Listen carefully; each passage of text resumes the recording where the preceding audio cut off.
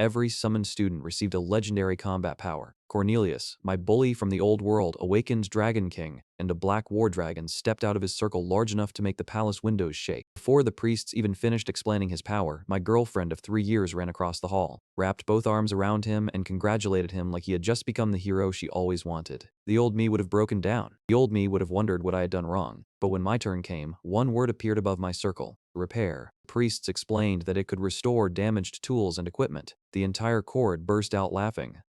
King Godfrey leaned forward on his throne and smiled. "Wonderful," he said. The kingdom gained 40 legendary heroes and 1 professional tool polisher. They all failed to notice the second message only I could see. Repair consumes mana to restore a target toward the strongest stable condition recorded in its true pattern. They heard, "Fix broken tools."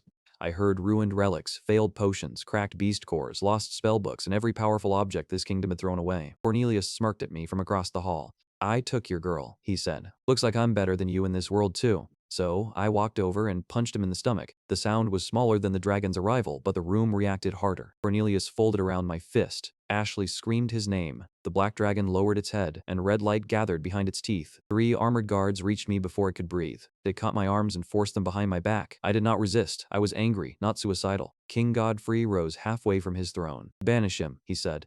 Then he stopped. His eyes moved past me toward a covered map behind the priests. I had noticed it only because one corner had come loose. Beneath the cloth were black marks spreading down from the north. A gray-haired minister leaned close to the king. I would later learn his name was Chancellor Lars. Godfrey's fingers tightened on the throne. 7 days, he muttered. Even a repairer may still have some use. He sat back down. "You will not attend the feast," he announced. "You will remain in the lower guest quarters until I decide what to do with you." Cornelius straightened slowly. He rubbed his stomach and forced a grin back onto his face. "Even the king sides with me." Ashley moved beside him again. She did not ask whether I was all right. She did not tell the guards to loosen their grip. She looked around first, checked who was watching, then placed one hand on Cornelius's arm like she wanted the room to understand where she belonged. That was the part that hurt. Not because it surprised me, because it did not. Back in our classroom, Ashley had always held my hand when Cornelius was absent. The moment he appeared, she found a reason to let go. She called it avoiding drama. I had spent 3 years pretending that explanation meant something. One by one, the other students followed the priests toward a pair of golden doors. Some avoided my eyes. Others stared openly. A few smiled because the strongest person in the room had already decided I was funny. The same order as school. Different world. Bigger dragon. The guards released me only after the last student had crossed the hall. "Stay out of the dining wing," one warned. I looked down at my hands. A faint gold screen still hovered above my palms. 0, level 1, intelligence, 10 first mana gate output, 5% repair, mastery, 1. 5% meant nothing to me yet. The hidden description did. Cornelius had received 1 powerful creature. Ashley had received 1 powerful spell. I had received a rule. Rules scaled. I stepped out into the palace courtyard while music erupted behind the dining doors. The sky held 2 pale moons. A stone fountain reflected both of them. Through the tall windows behind me, I could see my classmates lifting jeweled cups while servants carried roasted meat between the tables. For 1 minute, I stood there and wondered whether I had destroyed my only chance to matter in this world. Then, a group of soldiers crossed the far edge of the courtyard. They were not carrying dinner. They carried bundles of arrows, rolled maps, crates of bandages, and black iron braces for the palace gates. The king had said 7 days. No one had explained why. A second group hurried through the shadows with a cart filled with broken weapons and scorched books. One wheel struck a crack in the stone. Something inside the cart vibrated, not loudly,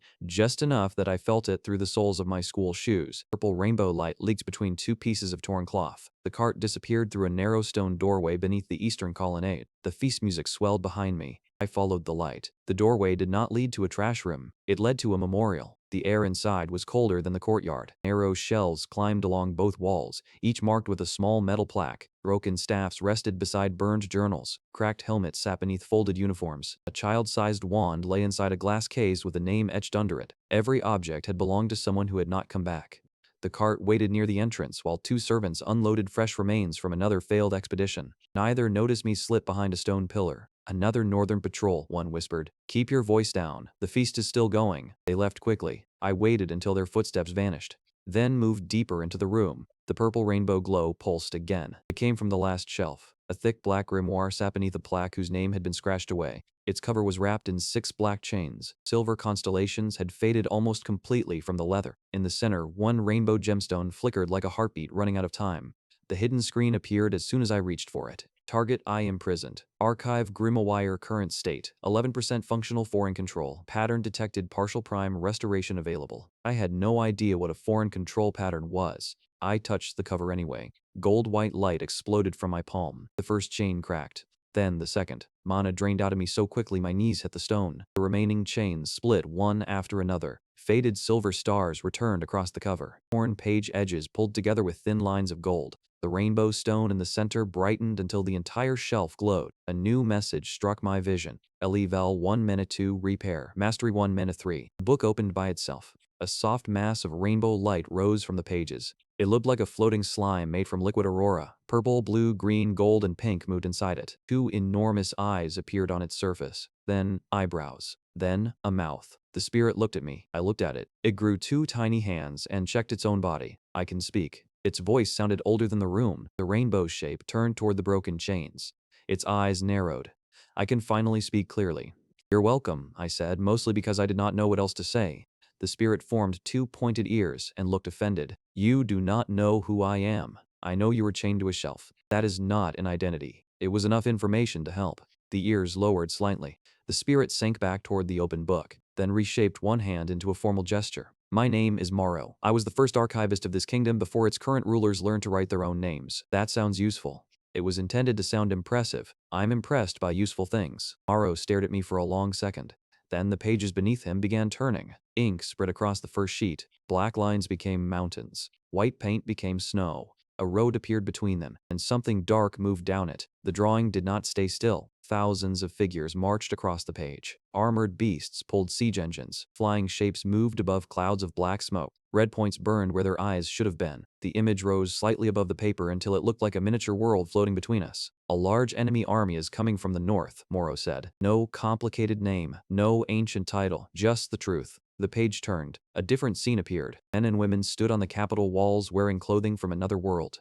Some carried glowing swords. One controlled a giant bird. Another threw blue fire from both hands. Summoned students, not us. An earlier group. They fought brilliantly for the first few minutes. Then the dark army reached the wall. The pictures moved faster. Barriers shattered. Beasts climbed over broken stone. The summoned students retreated toward a gate that never opened. The final image froze on one girl pounding both fists against the locked doors while red symbols burned across her arms. The page turned again. Another generation appeared. Different clothes, different powers, same wall, same locked gate, same ending. This happens every few years whenever the kingdom's defenses begin failing, Morrow said. The crown summons outsiders. It calls them heroes. It sends them north. The army slows for a time. How long? Long enough for the court to pretend the plan worked. A third page opened. This time, I recognized the people in the moving image. Cornelius stood in black dragon armor. Ashley wore white and lilac robes. My classmates lined the Capitol wall in 2 rows. Red gold crests glowed beneath their skin. The northern army covered the horizon. Behind them, beneath the palace, King Godfrey entered a stone tunnel with nobles, chests of records, and selected families. The tunnel gate closed. My classmates remained above it. This is the strongest future currently recorded, Morrow said. The king knows they'll lose. Yes, then why summon them? He does not need them to win. He needs enough of them to hold the wall until he, the nobles, the archives, and the people they selected can leave. The feast music sounded very far away now. I watched the tiny version of God-free vanish into the earth. Can the future change? Mara's eyes shifted toward me. The pages show what is most likely. They are not chains. He looked down at the broken black link scattered around the shelf. Not anymore. A quieter page opened by itself. It showed Ashley with both arms around Cornelius. Morrow formed a small mouth on one side of his body. The girl was not the one, by the way. I stared at him.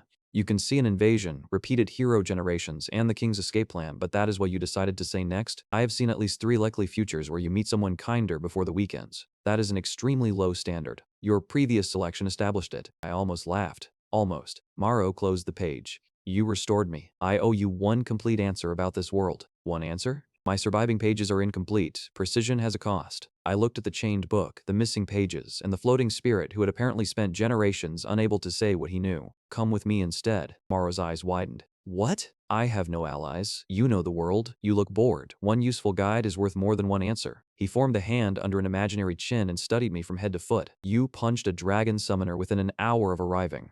He deserved it. You restored an ancient intelligence without understanding mana. That worked. You intend to run from a royal palace while carrying forbidden history. That is why I need a guide. Morrow's rainbow colors brightened. This could be entertaining. The grimoire turned to a blank page. A red gold symbol drew itself across the paper. It looked like a crown wrapped around a chain. Morrow's expression lost all humor. "Before the sun rises," he said, "the crown intends to put this on every student." "How do you know?" I asked. Morrow opened to a page near the center of the grimoire. Unlike the others, its edges were burned black. The ink formed a man standing on a battlefield. He was tall, with long white hair and layered black and violet robes. Silver stars moved across his sleeves. Rainbow spell circles spread above an army, while dark creatures struck against a wall of light. The man raised one hand. A bridge of glowing pages appeared over a ravine, allowing hundreds of soldiers to escape. "That was me," Morrow said. The floating spirit beside me copied the man's posture with tiny rainbow arms. "I was not born as a book." The page shifted.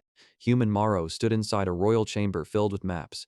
He placed reports before an older king. Maps showed outer towns marked in black and one escape route marked in gold. Morrow's recorded voice spoke through the page. "You are abandoning half the kingdom." The old king did not look ashamed. "I am preserving what can be preserved. You are sending summoned children to a wall you know will fail. I am purchasing time." Human Morrow gathered the reports and turned toward the chamber doors. Royal mages blocked him. A red gold crest burned into his chest. He tried to shout. His mouth moved, but different words came out. "The crown acts for the survival of all." His face twisted in horror. He tried again.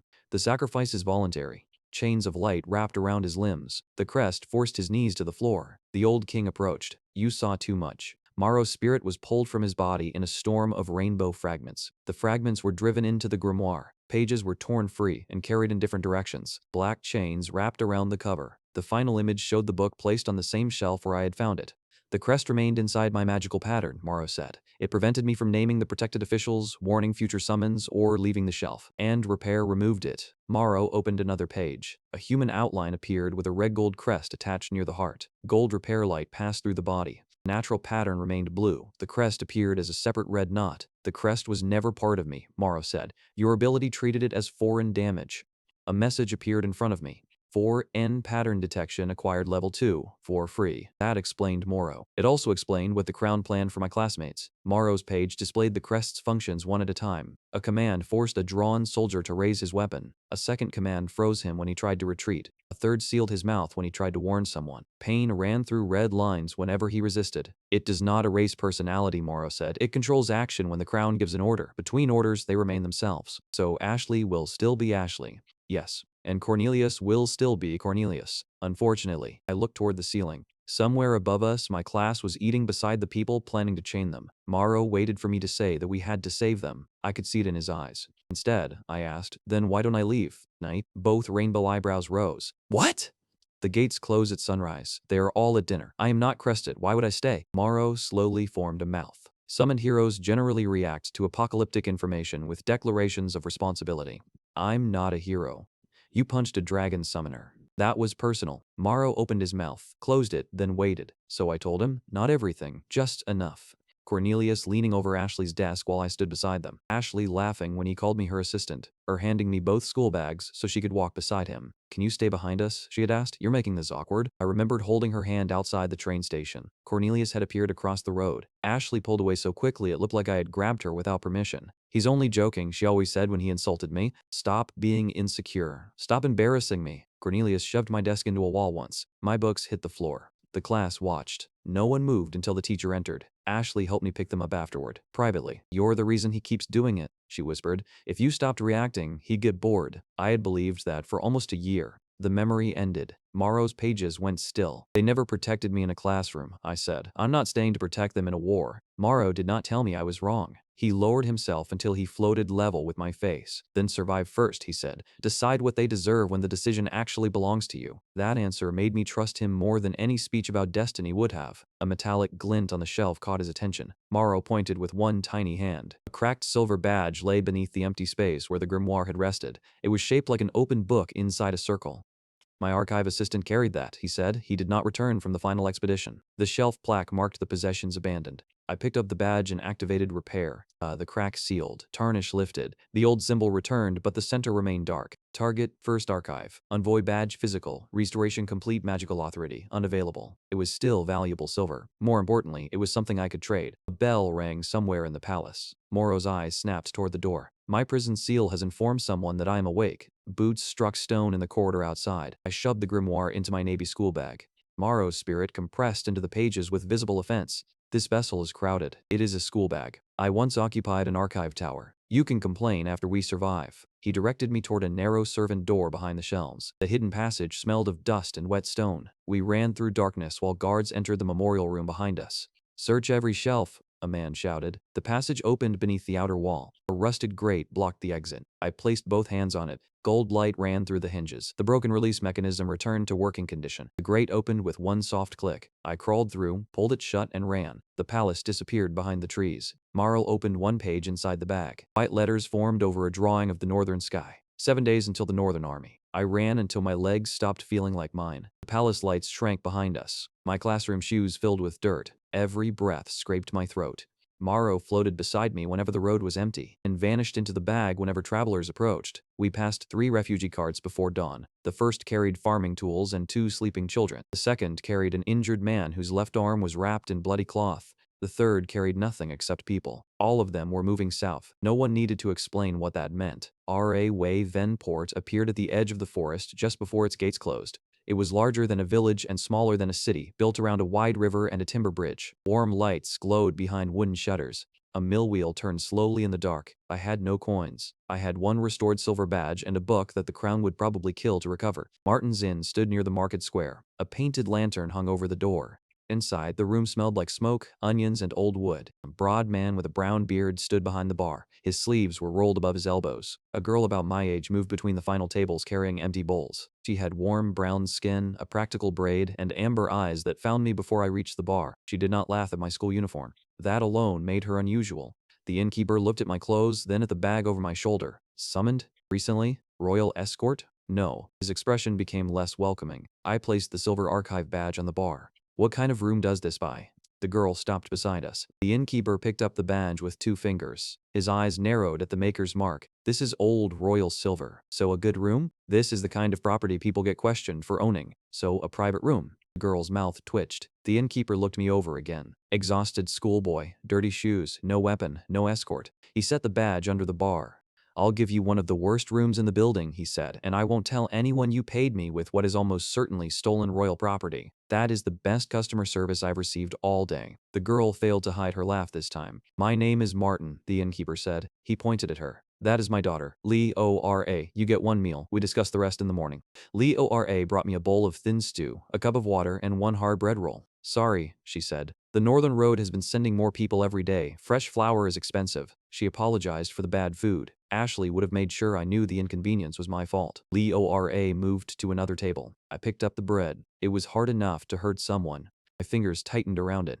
Gold light flickered beneath my skin. The bread softened. I stared. I squeezed again. The outer crust became crisp. Warmth spread into my palm. Martin looked up from the bar. I pushed more mana without knowing why. Steam rose from the roll. The smell of fresh barley bread filled the room. A small interface appeared. Target 3-day-old barley. Braid Prime State. Restored level 3 to 4. Intelligence 10, 11. Fierce Gate output 5%, 8%. Martin started walking toward me. I ate the entire roll in 4 bites. He stopped beside the table. Did that bread just... It was better than it looked. I picked up my stew and headed for the stairs. Martin stared at the empty plate. With the bread gone, he had no proof of anything except a smell and a suspicious boy carrying royal silver. Leora watched me climb the stairs. She looked curious, not impressed, not calculating who else was watching, just curious. The worst room in the inn had a slanted floor, a thin mattress, a cracked window, and a dark stain spreading across the ceiling. I reached toward the bed. Stop. Morrow shot out of the bag with both hands raised. Do not touch anything until you learn where your mana is going. I froze. Morrow formed a small diagram of my arm. Blue-white light leaked through my palm. Your mana is escaping through contact. People born here learn containment as children. The Crown did not mention that. The Crown planned to mark you before teaching independence. He showed me one simple exercise. Hold the mana behind the wrist. Let the hand become ordinary. It took 6 attempts. On the 7th, I touched the bed frame without changing it. Then I touched Morrow. Nothing happened. Morrow became silent. 2 rainbow dog ears formed on top of his body and slowly drew. What? I asked. You did not identify an ancient intelligence and choose to restore it. No. You were attempting to move a book. Yes. I defended kingdoms before your species invented school uniforms. The result still counts. Morrow floated toward the window and stared dramatically into the night. I ate the stew, placed the grimoire beside the mattress, and lay down fully dressed. Tomorrow, I said, we need money. Mana instruction, Morrow corrected. Money buys instruction. Potion access. Money buys potions. Equipment. Money. Morrow turned back toward me. You reduce civilization to commerce with alarming speed. Commerce is the part currently stopping us from sleeping outside. He considered that acceptable. The last thing I saw before sleep was a page floating over the grimoire. White letters formed against a painted sunrise. The A1SIX days until the Northern Army. RA Way Ven Port looked different in daylight. At night it had been shelter. In the morning it became a market. Shop signs hung over narrow streets.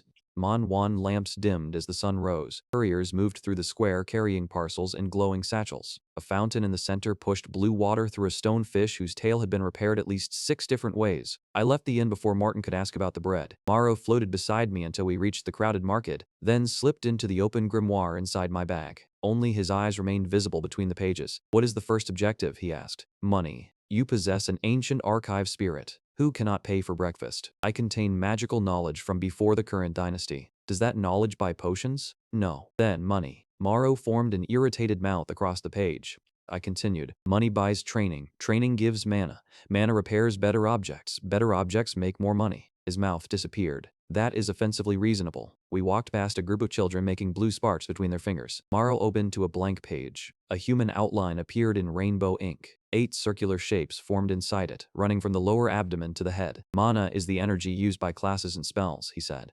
These gates control how much can move safely through the body. The lowest gate opened slightly. A blue-white stream passed through it. You currently have 8 possible gates. Only the first is partially open. A percentage appeared below the drawing. GAT1 output, 8%. That sounds bad. It is normal for someone from a world without mana. Cornelius? His class forced open more capacity during awakening. That does not mean he understands it. The page showed 2 gates open, both leaking energy in uneven bursts. Morrow continued as we passed a noble carriage. Gates improve through practice, levels, controlled stress, and potions. Noble families teach this from childhood. Commoners are often told mana capacity is fixed. Is it? No. Why lie? The carriage rolled past. A boy my age sat inside wearing a jeweled coat. A private mage walked beside him. Because a population that believes power is inherited is easier to organize beneath inherited power. That sounded exactly like something a noble system would invent. What do the potions do? They accelerate a gate's development. Good ones cost more than this entire street earns in a month. Bad ones damage people. And broken good ones? Morrow's eyes shifted toward me. You are beginning to understand why repair is dangerous. We entered a second-hand shop near the edge of the market. The shelves held cracked cups, bent tools, faded charms, broken travel gear, and dead magic devices. The shopkeeper looked at my uniform and smiled the way merchants smile at people they expect to overcharge. Hero souvenirs? He asked. I have genuine monster teeth. A basket beside him contained painted chicken bones. No. I picked up a cracked ceramic cup. The repair interface appeared. Target, cheap clay cup prime state, cheap clay cup. I put it back. Morrow's eyes nodded from my bag. Broken did not mean valuable. A bent brass buckle had no hidden function. A torn glove had never been anything except poorly stitched leather. A cracked red gem was colored glass. Then I found a blue glass lantern beneath a pile of rusted cooking tools. One side was shattered. The handle had snapped. A faded rune circled the base. Target, damaged travel lantern current state, non-functional prime state, monster repelling travel lamp mana cost, 18. The shopkeeper saw me looking. 2 copper. Does it work? If it worked, it would cost more than 2 copper. At least he was honest. Martin had left 3 copper pieces beside my breakfast bowl. Either he considered them change from the silver badge, or he wanted me away from the inn long enough to think. I spent 2. The shopkeeper wrapped the broken lantern in old cloth. Pleasure doing business with a hero. I'm not a hero. That explains the purchase. I carried it into an empty alley. Closed flow kept the mana behind my wrist. I placed both hands around the lantern and deliberately opened the path. Gold-white lines scanned the glass. The broken side appeared twice, once as it was and once as a transparent image of the complete form. I fed mana into the cracks. Glass pulled itself together. The handle straightened. Dust rose from the base. Blue light filled the old rune, revealing a maker's seal shaped like a winged road. The repair stopped before my mana emptied completely. Prime state, restored level 4 my 5. Repair mastery 5-7. The lantern lit without flame. Morrow emerged and circled it. This was issued to couriers traveling through low-level monster territory. Its light irritates creatures that hunt by mana scent, so it is useful. It is also worth far more than 2 copper. We took it to an adventurer supply shop on the other side of the square. The merchant there was less friendly and more competent. She inspected the glass, the rune, and the maker's seal. Where did you get this? A place where people confuse broken with worthless. We placed the lantern beside a cage containing a rat-sized creature with 6 legs. The animal hissed and backed into the far corner. The merchant's expression changed. She tested the seal again. Then she offered 12 silver coins. I had spent 2 copper. I accepted before my face could reveal how much that meant. The shopkeeper from the junk store had thought he sold me garbage. This merchant thought she bought an antique at a discount. Both were probably right from where they stood. Outside, Morrow said, "You could have negotiated for 15. I had no idea what 1 silver was worth an hour ago. 14 then. I will survive the lost profit. We crossed the square. A man leaning against the fountain watched us leave. He wore a brown hood and carried no shopping bag. When we turned down the alchemy street, he followed. 2 more men joined him. I did not notice. Morrow did. "Do not turn around," he said from inside the bag. "Why?" "3 men have followed us since the lantern shop." My shoulders tightened. Guards? Their knives suggest a less official profession. I kept walking. What do we do? Spend the money before they take it. That was not comforting. It was useful. Alchemy district smelled like bitter herbs, hot glass, and things that should not be inhaled. We passed a noble potion store with gold lettering and guards at the door. Morrow directed me toward a narrower shop whose sign had been repaired with rope. Cloudy bottles filled its windows. The thieves followed us inside the district. The potion shop sold failures. Not poisons, not counterfeits, mixtures that had separated, expired, cracked their bottles, or failed inspection by a small enough margin that nobles refused to buy them. A tired woman sat behind the counter reading a ledger. "Recovery tonics are on the left," she said without looking up. "Anything with red wax is sold as is. No refunds if your hair falls out." Morrow's eyes moved along the shelves from inside my bag. Cloudy blue bottle, bottom row. I found it behind 3 cracked stamina tonics. The liquid had separated into pale water and thick blue sludge. Target, failed first gate potion. Public effect, unreliable mana recovery. Intended prime state, perfect first gate elixir. Morrow spoke quietly. That formula was designed to widen the first gate permanently and begin opening the second. How much would a complete one cost? More than you currently own. The failed bottle cost 4 silver. I bought it. Outside the window, one of the thieves whispered to another, "Cloudy gate tonic. He wasted the money. Who cares what potion he drinks? He still has no mana." We were close enough that Morrow heard every word. He guided me out of town along a road that curved toward a patch of dead trees. The thieves followed at a distance. We stopped behind a low stone wall. I held the bottle between both hands and opened my mana flow. Gold light passed through the glass. The crack near the neck vanished. The sludge dissolved. Blue liquid cleared until it reflected the sky. Thin gold threads formed inside it, turning slowly like a miniature set of gates. Perfect first gate elixir effects. Permanently widens gate 1. Begins gate 2. Development improves mana recovery. Warning, adaptation, cooldown required. Morrow emerged fully. 1 dose, he said. Your body must adapt before another. What happens if I drink 2? Best case, the second is wasted. Worst case, your channels tear and close. I removed the stopper. The potion tasted like cold metal and lightning. Pain hit before I swallowed. Blue gold light ran from my stomach through my chest. Something inside me opened. Mana rushed into spaces I had never been able to feel. The world sharpened. I heard leaves moving 3 trees away. I remembered the exact maker's mark on the lantern. I could replay Morrow's gate diagram in my head without effort. A circular image flashed behind my eyes. Level 5 Camisix, I Intelligence 1128 Gate 1 output, 100% Gate 2 output, 20%. The thieves stopped behind the tree line. "He has mana now," one whispered. "Potion boost. It will pass." Morrow studied me. "How do you feel?" "Like the world has fewer gaps. Your intelligence increased. Mana through the mind improves memory, calculation, and spell construction. Does it make me smarter? It makes your mind faster. Wisdom remains your responsibility."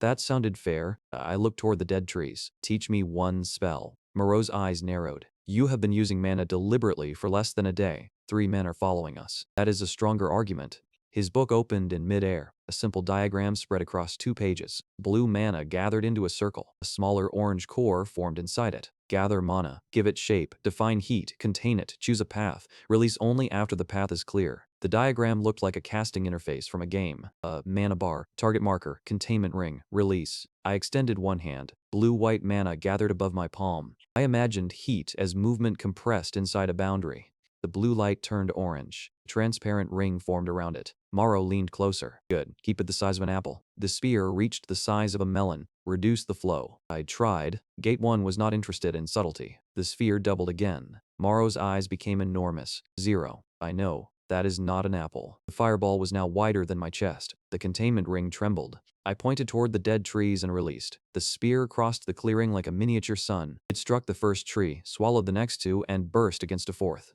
Dry trunks shattered. Heat rolled past us. Dirt and dead leaves lifted in a wave. For 1 second, the clearing was silent. I stared at the burning line through the trees. Morrow stared at me. "That," he said carefully, "was not small. The interface looked smaller in my head." Behind us, rope hit the ground. The thieves stood between two trees. One held a binding cord, another had drawn a knife. All three looked from me to the burning clearing. He had no mana 10 minutes ago, one said. Morrow rotated one eye toward them. They ran. No threats, no final insult. They simply turned and sprinted back toward Rivy and Port. I laughed once. Then my legs stopped working. The fireball had consumed nearly everything the potion gave me. My widened gates could carry more mana than my body knew how to survive. I reached for the wall and missed. The ground came up hard. Zero? Morrow formed two hands and grabbed my sleeve. His fingers passed partly through the fabric. This form cannot carry you. Useful guide, I muttered. Do not become sarcastic while unconscious. The sky blurred. I heard footsteps on the road. Morrow expanded his mouth and shouted aloud for the first time since we left the palace. Assistance. The idiot has exceeded his mana tolerance. Lee Ora appeared over me. She carried a bundle of herbs under one arm. Her braid had come loose near her cheek. Her eyes moved from me to the burned clearing, the empty potion bottle, and the floating rainbow spirit. The secret book? She asked. Morrow, first archivist. Panicking rainbow blob, she said. I am conserving physical definition. Lee Ora knelt and placed two fingers against my wrist. Green gold lines spread over my skin. Her magic felt cooler than repair. It did not rebuild anything. It calmed the channels and held them open without tearing. You opened a gate too quickly, she said. Technically, I opened one perfectly. You are on the ground. That is unrelated. You look less mysterious from down there. I tried to answer smoothly. What came out was, the trees were already dead. Lee Ora laughed under her breath. Then she helped me sit up. People passed on the road. She did not move away. She put my arm over her shoulder and took part of my weight. A memory surfaced without permission. I had twisted my ankle during a school sports day. Ashley told me to stop limping because Cornelius's friends were watching. Leo R.A. had known me for less than a day. She helped before asking what my power was worth. Morrow floated beside us as we returned toward town. The pages did say someone kinder, he whispered privately. For once, I did not argue. By the time we reached Martin's Inn, I could walk without leaning entirely on Leo R.A. That did not make the entrance less humiliating. Martin saw his daughter supporting a strange summoned boy while a rainbow spirit floated beside them. His face passed through three concerns in order. Are you hurt? He asked Lee O.R.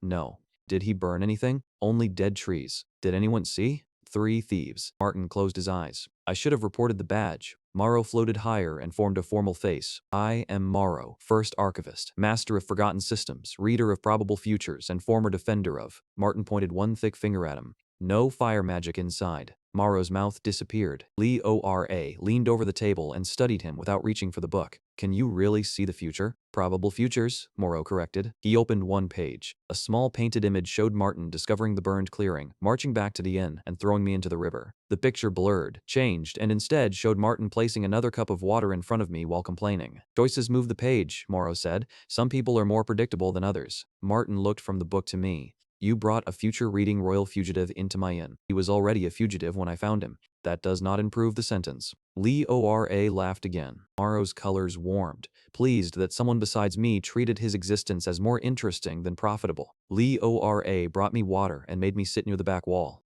The green gold light of her stabilization spell faded slowly from my arm. More mana does not mean a stronger body, she said. You widened the channel. You did not strengthen everything around it. Morrow opened his pages. A diagram showed my first gate blazing at full output while the second remained partly open. GAT1, 100%, GAT2, 20%. The elixir restored the first gate to maximum safe output, Morrow said. The result is exceptional. Leo R. looked at the page. Most academy students spend years reaching that. Nobles drink proper potions, I said. Commoners drink tea and get told to work harder. Her tone made it clear she had heard the same lie Morrow described.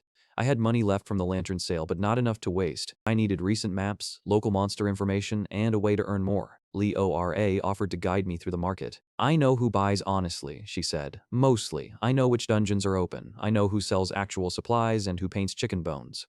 What do you want? A percentage. Morrow formed suspicious eyebrows. How much? 10% of sales I arrange. No percentage on things you keep, and you warn me before using stolen royal property. The badge was abandoned. Martin is going to repeat that at his trial. I held out my hand. Deal. She shook it without looking around first. We walked to a map and journal shop near the river. Morrow complained from the bag the entire way. I contain more knowledge than every volume in this street. You were chained in a palace for generations. I remain broadly informed. I need recent routes. I can infer them. Lee O.R.A. glanced at my bag. Is he jealous of books? I am jealous of poor information receiving shelf space.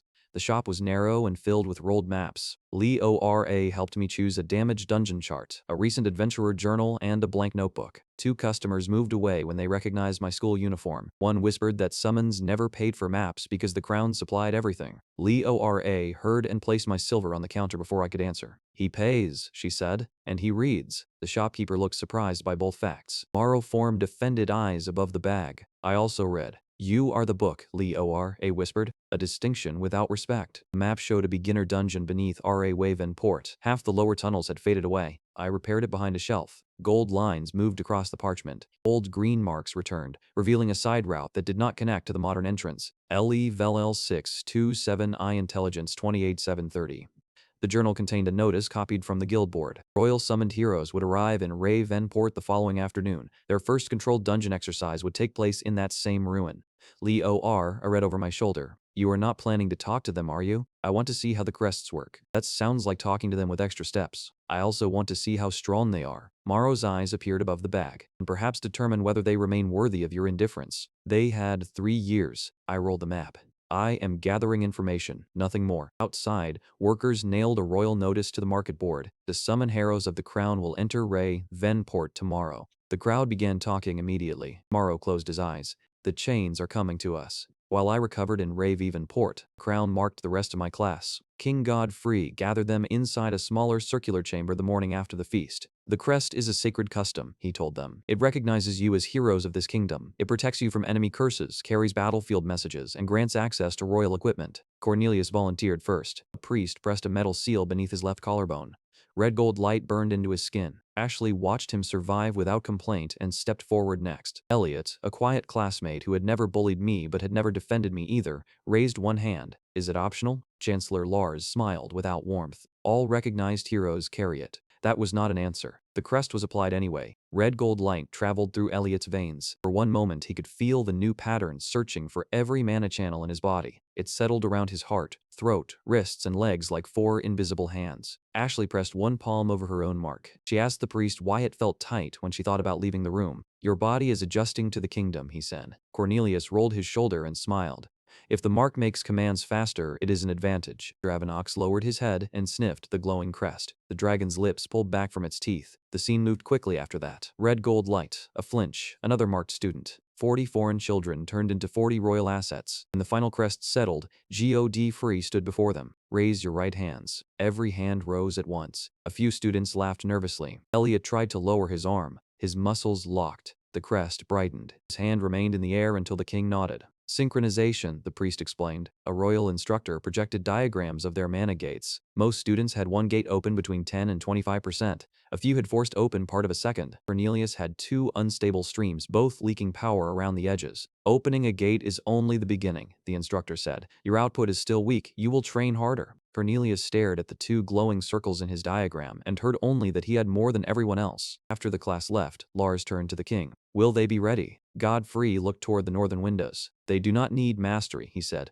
They need to obey for 7 days. Royal wagons carried the class toward Ravenport before noon. R.A. Wave Port treated their arrival like a festival. Banners appeared across the square. Children climbed onto barrels. Merchants opened their best shutters. The same commoners who distrusted individual summons still wanted to see 40 legendary classes in matching royal cloaks. Leora and I stood near the edge of the market. Morrow watched through a narrow gap in my bag. The royal wagons rolled through the gate. The crowd cheered when the black dragon appeared. Several shopkeepers bowed. A child held up a wooden sword and shouted Cornelius's class title. For one ugly second, the scene looked like proof that Cornelius had always been right. In both worlds, people moved toward the loudest power before learning what it cost. Then I noticed the students' hands. Several were clenched hard enough to whiten their knuckles. One girl's smile disappeared whenever the royal instructor looked away. Elliot kept glancing toward the gate as though measuring the distance. My classmates stepped down in 2 perfect lines. From a distance, they looked transformed. Polished armor, new staffs, white cloaks marked with the crown.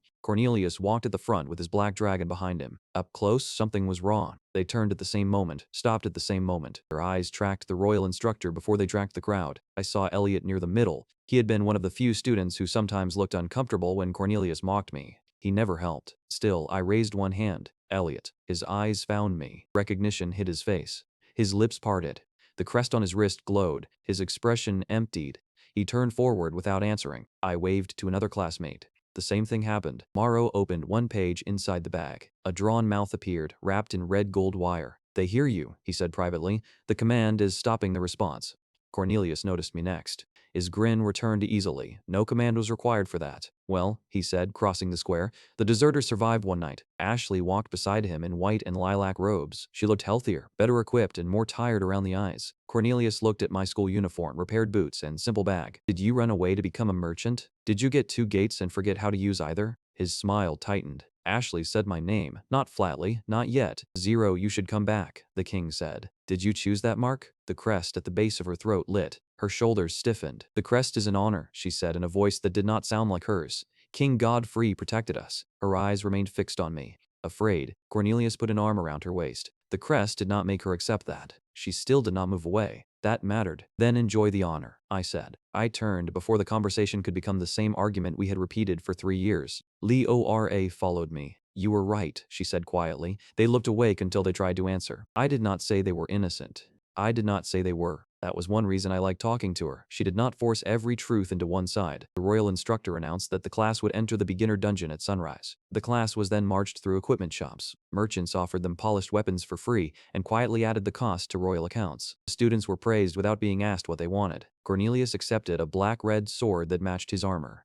Ashley received a healer's staff taller than she was. Elliot chose nothing until a crest command made his hand close around a royal blade. I watched from across the square. The crown was not only controlling movement, it was building identities around the commands, one gift at a time. That night, we spread the repaired map across a table in Martin's back room. The modern route ran directly through the center. The old green path moved beneath it and reached several observation ledges. Morrow could hide our mana for short periods. Leor could repair the faded local runes enough to open the passage. "You still intend only to watch?" she asked. "Yes." Morrow formed a doubtful face. "Your definitions become flexible under pressure. I am not saving them." I marked the observation route with a piece of charcoal. "I want to know what the crown is building." Outside, the second day ended beneath a darkening northern sky. Morrow's page displayed the countdown. Day A2, complete 4 days until the Northern Army. We entered the dungeon before sunrise. The royal class used the main stairs. Leora and I took the forgotten route beneath them. Old green runes glowed under her fingers as she opened a stone panel behind the ruined bathhouse. The passage beyond was narrow, damp, and almost completely dark. Blue crystals inside the walls gave off enough light to see our feet. Morrow kept our mana close to the body. His pages floated open inside my bag, showing a map of the main route above us. The first observation ledge overlooked a chamber filled with knee-high green slimes. The royal instructor raised a glowing diagram. "One open gate does not mean one full gate," he said. "Your class may force the door open. Training determines how much power passes through it." Numbers appeared over my classmates. Most used 10 to 25% of one gate. Cornelius had 2 open gates, but both pulsed unevenly. Morrow placed my status beside theirs. GAT 1, 100%, GAT 2, 20%. I had fewer gates than some of them. I could push far more mana through the first. The difference became obvious the moment the fight started. A fire class student threw a flame spear at the closest slime. It was sharp, fast, and too weak. The spear punched through without destroying the black core inside. Acid splashed across another student's boots. Ashley reached him first. Lilac gold light closed the burns and stopped the acid from spreading. 3 slimes bounced toward the right flank. 2 mages targeted the same one. A sword class student charged the second and left the third completely open. Cornelius pointed forward. "Dravenox, burn them." His black dragon inhaled. The royal harness flashed red. A huge cone of fire filled half the chamber. It destroyed the slimes, scorched the walls, and forced 3 classmates to dive behind pillars. Cornelius raised his sword like the damage had been intentional. The instructor praised the output and criticized the control. Cornelius heard only the first part. They moved deeper. The next chamber held horn wolves. The students had stronger skills than normal beginners. Their timing was worse than in ordinary adventuring parties. One student blocked too early. Another healed someone who was not in danger and emptied half her mana. A third cast a wind spell behind a wolf and accelerated it into the front line. The crests flashed whenever the instructor corrected them. "Stop. Turn. Hold formation." Their bodies obeyed before their faces understood. Watched with both hands on the ledge. "They are powerful," she whispered. "They are also terrible." That was going to be my second sentence. The wolves fell. The class reached a stone bridge crossing a deep central shaft. That was where the dungeon stopped being controlled. A 3-meter stone ogre climbed from below. Moss grew between the joints of its gray skin. It carried a rectangular club longer than a person. The first swing shattered the bridge rail. Students scattered. Elliot slipped on broken stone and landed against the edge. His blue-white sword fell into the shaft. The ogre raised its club over him. The instructor shouted for the main formation to continue toward the marked platform. Do not break route. Elliot tried to crawl away. His crest burned. His body froze in the exact place the instructor had ordered him to hold. I did not owe Elliot anything. He had watched Cornelius make me a joke for years. But watching someone die because a mark refused to let him move was different from walking away from someone who had chosen not to help me. Morrow's page turned. A simple earth diagram appeared. Compress loose stone, he said. Give it one direction. I extended my hand through the gap in the hidden passage. Pebbles lifted from the floor. Brown gold rings pulled them together into a smooth gray sphere.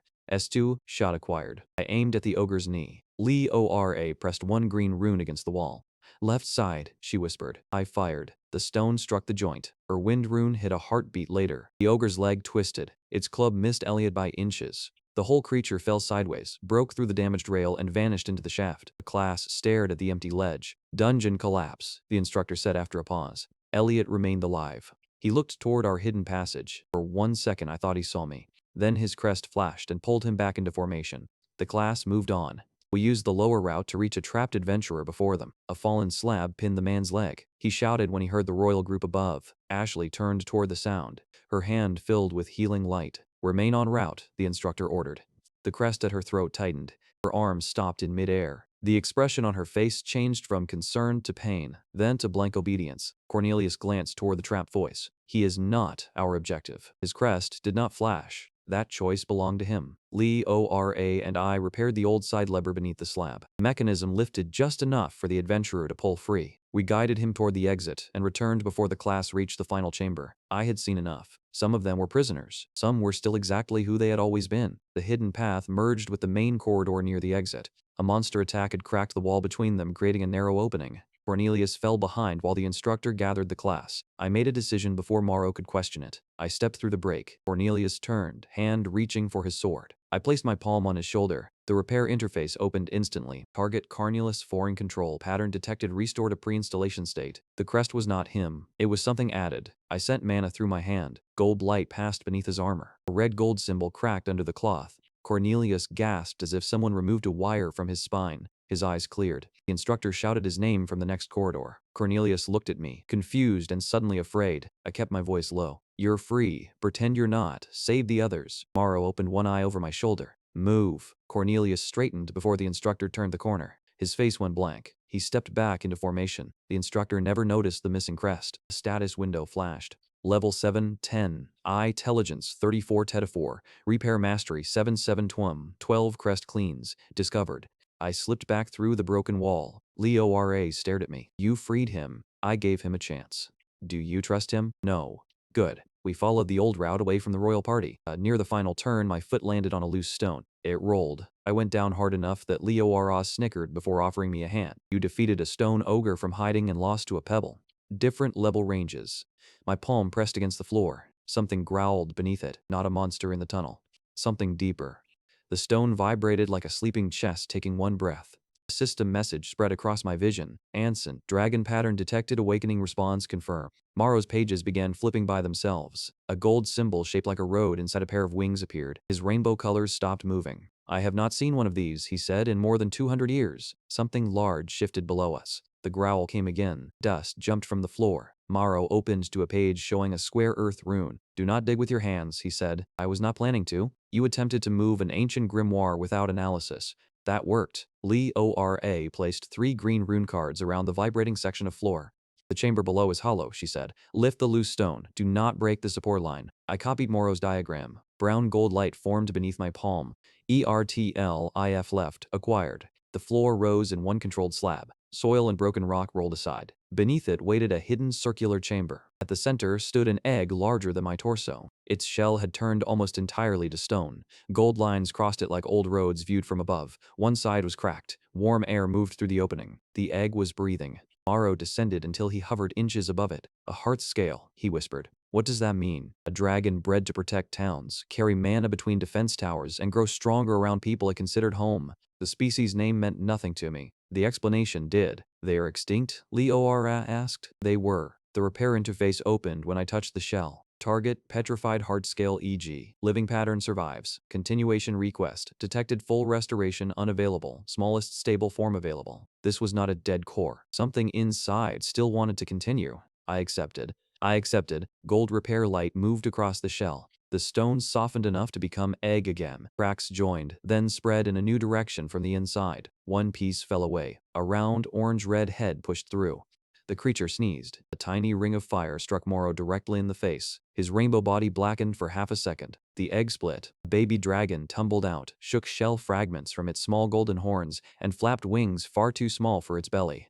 It rose anyway. It flew in 3 wild circles around my head, landed on my shoulder and bit my sleeve. Bleora laughed. Morrow cleaned soot from his face with 2 tiny hands. The final surviving member of an ancient guardian bloodline, he said, and it has chosen fabric. The dragon saw the grimoire page. Before he attacked it, Bohro pressed his nose against my cheek. Heat moved through the new companion link. There were no words, only hunger, relief, and complete certainty that I was the first safe thing he had ever touched. The sensation caught me unprepared. A creature that had spent 200 years unfinished trusted me within seconds of waking. Morrow noticed my expression. Hearth scales imprint on places and people who complete their first shelter, he said more gently. Do not mistake that for ownership. He may choose differently as he grows. Good. Bohro licked my ear, and then attacked the page. It lunged. Morrow formed 4 hands, and held its mouth shut. No. The dragon's large green eyes looked offended.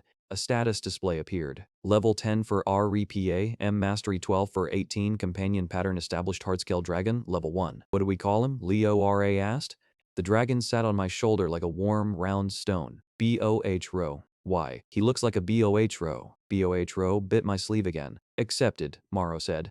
We needed to hide him. Bohro refused to remain under Leora's cloak. He crawled into my school bag, sat on Morrow's book, and made the entire bag move. This concealment is insulting, Morrow said. You are both in a school bag. I am aware. The royal class had already left the dungeon. We took the hidden passage back to Ravenport. At the main exit, a red tracking rune flashed once on the wall. It reacted to Bohro's pattern, then faded. Far away, someone connected to the crown would know that something ancient had awakened. Cornelius walked with the royal group while pretending his crest still controlled him. The instructor ordered everyone to halt. Cornelius stopped half a second after the others. No pain, no lock. He looked at Ashley's empty expression, then at Elliot's clenched jaw. For the first time, power did not make him feel safe. Back in my bag, Bohro found a sliver of mana crystal left from the dungeon wall. I repaired the fragment before he ate it. The tiny dragon swallowed. His body grew enough to split the cloth wrapped around him. Morrow sighed. We need resources. We need legal access to more dungeons, I said. Leora pointed toward Ravenport's guild hall. And that requires a guild card. The guild hall was louder than the royal summoning hall and less impressed by appearances. Adventurers crowded long tables beneath a wall of mission notices. Weapons rested beside bowls of food. Stone testing pillars stood near the front desk. Leora brought me to the registration clerk. Class? He asked. Repair. His pen slowed. Combat skills? Some. Level 12. He looked past me at a group preparing for a forest relay mission. Their lowest member was level 18. The testing pillar read my class, mana gates, and unknown companion bond. It did not understand Bohro. The dragon chose that moment to push his head out of the bag. The pillar flashed 3 times and displayed an error. Combat class. None registered offense. Insufficient companion rank. Unreadable. The clerk tapped the stone as if repetition might improve my future. It says you are support. It also says the dragon is unreadable. Unreadable is not high rank. Bohro yawned directly at him. The room laughed. What is that? Someone asked. Hungry, Morrow said privately. The clerk registered Bohro as an unidentified drake and stamped me as support. The relay party still needed 1 member. I approached their table. The shield fighter looked at my uniform, the support stamp, and Bohro's round face. No, I have not asked yet. You were going to. I can repair equipment during the mission. We have spare equipment. I can fight. The archer looked at my guild record. You are level 12. I need the mission. The group began gathering their bags. Wait. Leora covered her face before I even decided what to do. Morrow formed 2 hands and did the same. The shield fighter's sword rested across the table. The steel was worn. A blue rune near the guard had faded almost completely. Let me touch that. His hand moved to the hilt. No. If nothing happens, I leave. And if something happens, you take me. He looked around at his party. Curiosity defeated caution. He placed the sword on the table. The repair interface showed more damage than I expected. 2 enchantment layers had sealed themselves after years of neglect. Normal repair would take too much mana. A second option appeared. Prime Surge Force. Multiple repair stages. Cooldown, 7 days. I selected it.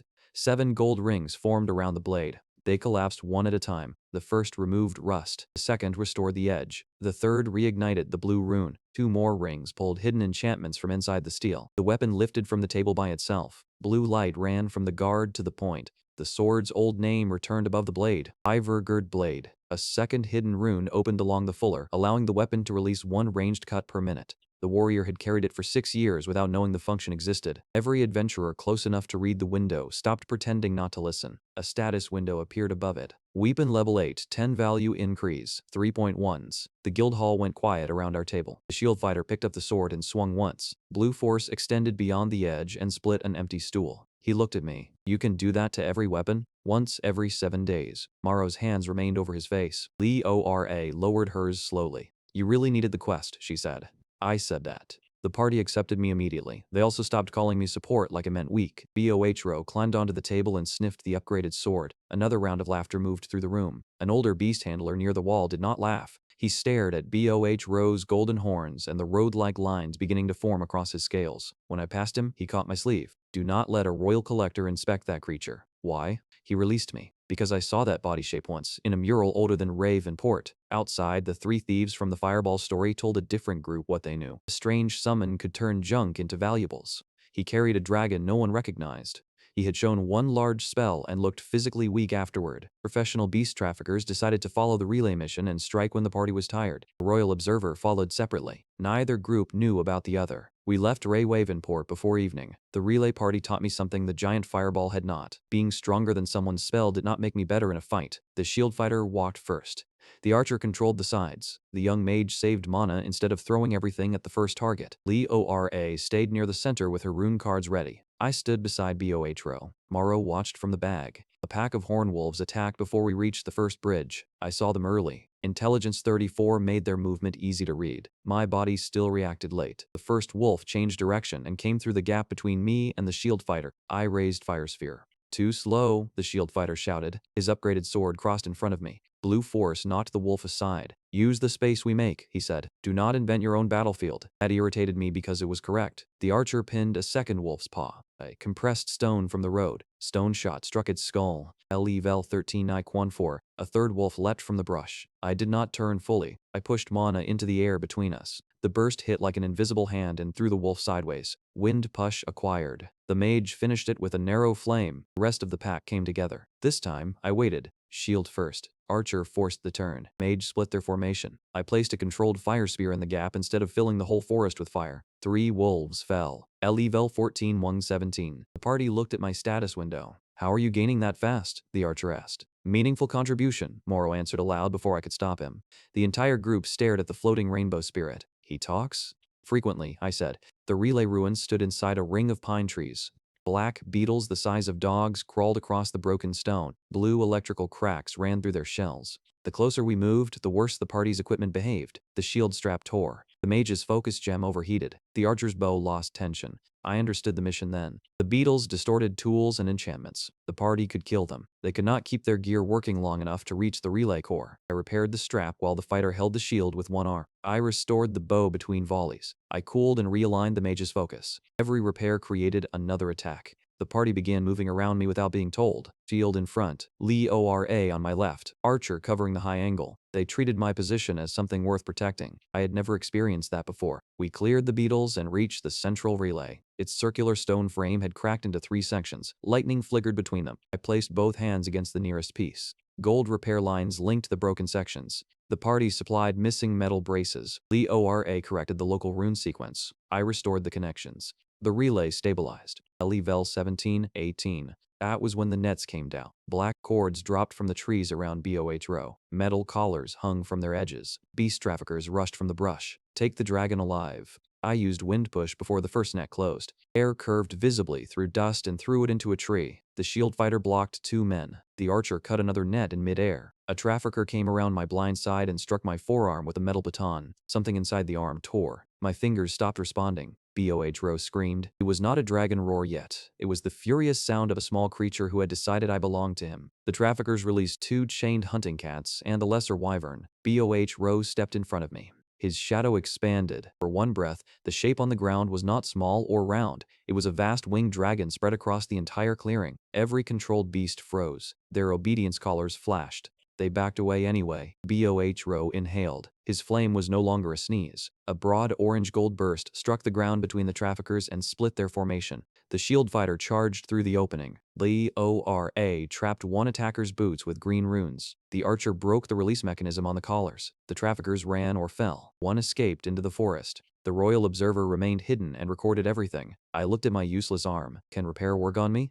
Morrow scanned the injury through his page. You are the one living target whose consent is not in question. The interface appeared. Target 0 LF forearm structural damage. Detected living repair available. I sent mana into my own body. Old lines moved beneath the skin. Torn muscle rejoined. The damaged mana channel aligned. Feeling returned to my fingers. The process hurt more than the injury.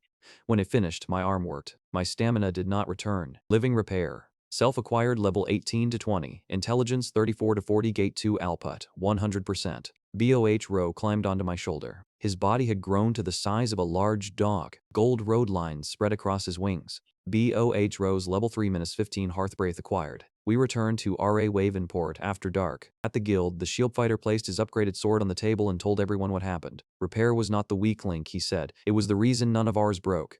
The room looked at me differently after that, not as a legendary hero, as someone useful in a way they understood. Bohro stretched beside me. His body expanded again, larger this time, before shrinking back to its round form. Morrow's page displayed the new day. Day AY3, CO complete. 3 days until the Northern Army. Bohro woke large enough to carry 2 people.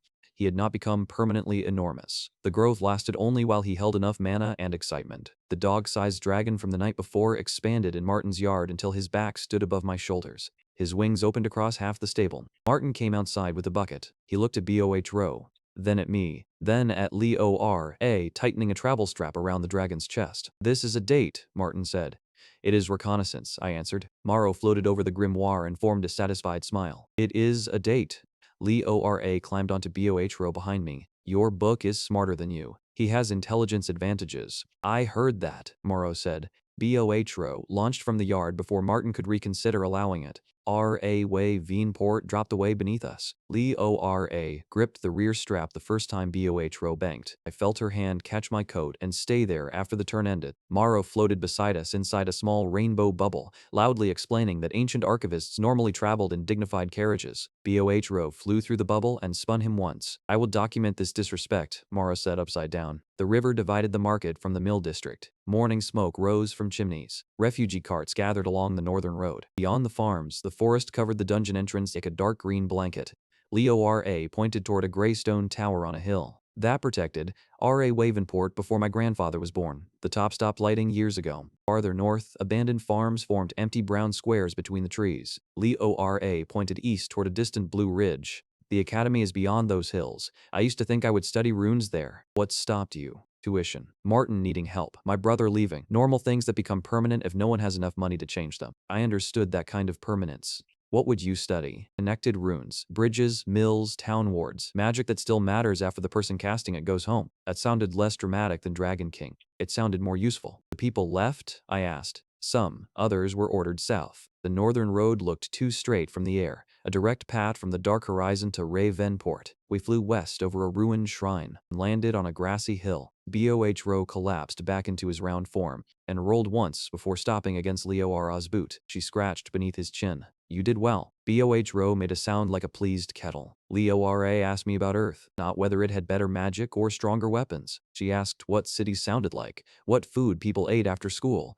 whether everyone really carried a device that held music, maps, messages, and games. I told her about trains, convenience stores, and recorded songs. She listened. Ashley used to ask questions only until Cornelius entered the conversation. Then my answer became background noise. Lora stayed on the hill beside me with no one important watching. My repaired arm still ached from the raid. She noticed. Repair fixed the structure, she said. Your body still needs recovery. Green gold light gathered between her hands. This is Mend Pulse. It supports what the body is already trying to do. Marl opened a page showing muscles and mana channels. Lora corrected the shape with one finger. Your old diagram pushes too much into the center. That diagram predates your entire school of magic. It is still wrong for his current gate output. Morrow's eyebrows rose. Leora placed my hand over the sore part of my arm. Do not reconstruct it. Encourage it. I sent a small pulse through the tissue. Green gold light moved under the skin. The ache lessened. The arm felt warm instead of repaired. Mend pulse acquired level 2021. Intelligence 4044. Morrow examined the result. Your first tutor is competent. This is inconvenient for my ego. Leora smiled. I realized I was falling for her somewhere between the flight and the argument about an 800-year-old healing diagram. Bohro suddenly lifted his head. Gold lines spread across his scales. They formed the same winged road symbol Morrow had shown us inside the dungeon. The abandoned tower answered. One gold light appeared at its highest window. Morrow's pages turned in the wind. A faded image showed Hearthscale dragons carrying streams of mana into that same tower centuries earlier. The tower is not waiting for another guardian, he said. He looked at Bohro. It is waiting for him. We stayed on the hill after Bohro's scales stopped glowing. The view made lying feel pointless. Way Venport spread below us. Martin's Inn stood near the center of the roofs. The mill wheel turned beside the river. Refugee carts moved through the northern gate in a slow line. Morrow opened his book on the grass. A map appeared across the pages. Black ink moved down from the north. One branch reached the capital. Another passed directly through Ravenport. Leora looked from the map to me. You knew something was coming. Yes. How much? Enough that the truth would either make her walk away or tie her to a war she never asked for. I told her anyway. I told her I had not been sent to Ravenport by the crown. I had run. I told her Morrow had been imprisoned because he tried to expose the royal plan. I explained the obedience crests. I explained the previous summoned classes and the king's escape route. The army arrives in 3 days, I said. The crown plans to hold it at the capital. Way Venport is outside the protected line. Leora's face remained still while Morrow's pages showed the likely future. Black Army reached the northern farms. Way Venport's old tower stayed dark. The village gate broke.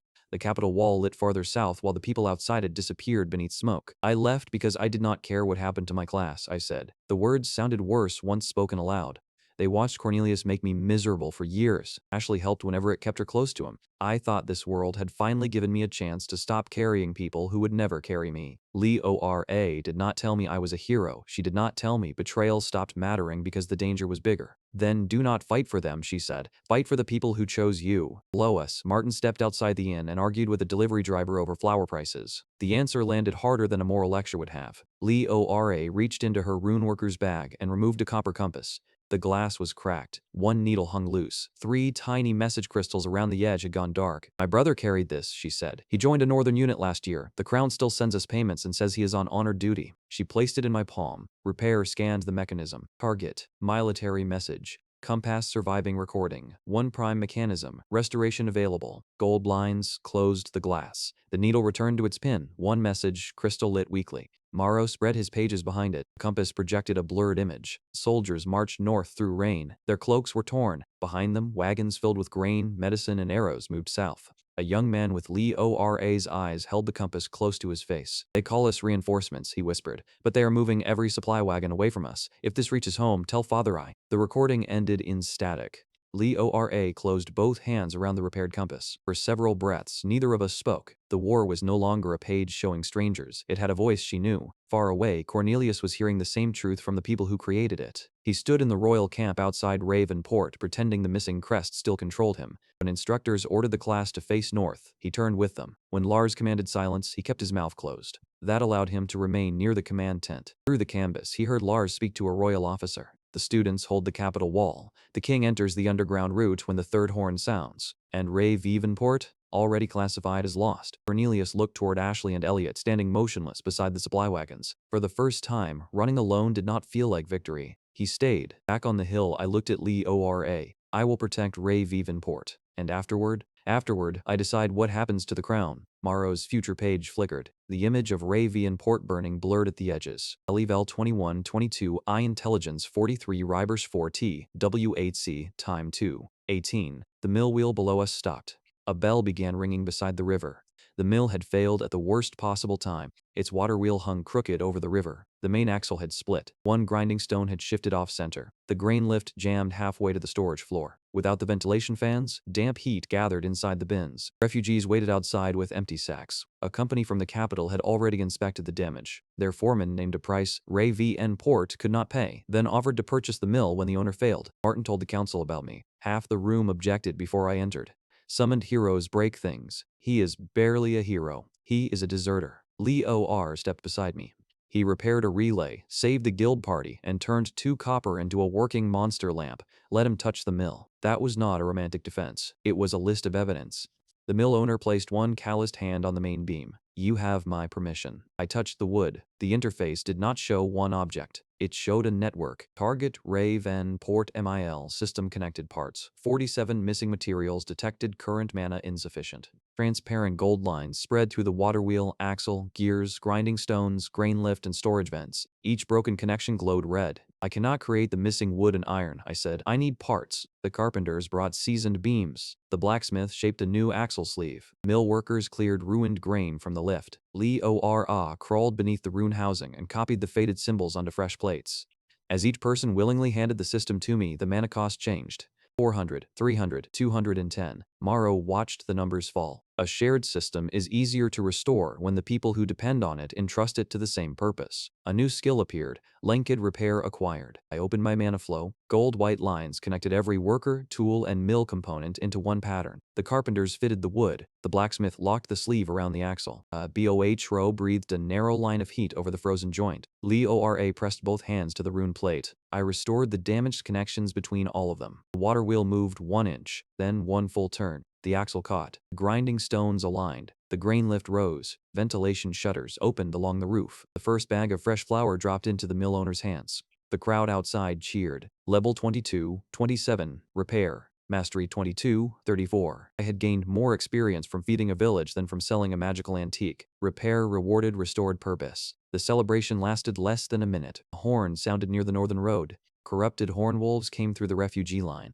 Black smoke leaked from their mouths. Red marks glowed beneath their fur. The royal class was training near the military supply depot. Their instructor pointed toward the wagons. Protect royal supplies. Ashley saw a child fall beside the road. She turned. Her crest lit. Her body locked and redirected toward the depot. Cornelius's crest was gone. He could choose. He could not reveal that yet. He ordered Dravenox to charge the closest wolf. The dragon struck a supply wagon instead. The wagon tipped sideways and formed a wall between the wolves and 3 refugee families. The instructor cursed Cornelius's poor control. Cornelius pretended to be furious. I noticed the wagon's angle. He had not missed.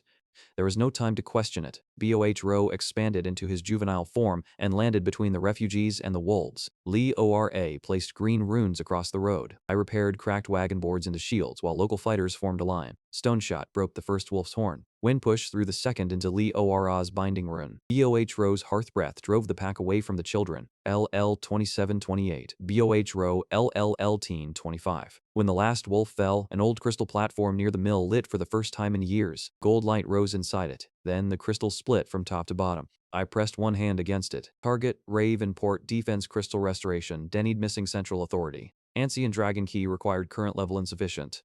The same winged road symbol appeared inside the crystal and across BOH scales. On the hill above Raven Port, the abandoned tower fired one thin beam of gold into the sky. It was calling him. The tower doors opened for BOH. They had resisted every village key for decades. When BOH placed both front claws against the dragon-shaped seal, gold lines spread through the stone like roads lighting on a map. The doors separated with a sound like a mountain taking one breath. Then Port's Council granted me authority over the tower before we entered. The permission appeared in my repair interface as a new layer of access. Inside, dust covered a broken bridge spanning the central shaft. Rotating stairs hung at the wrong angles. A huge observation lens near the top had cracked into 6 pieces.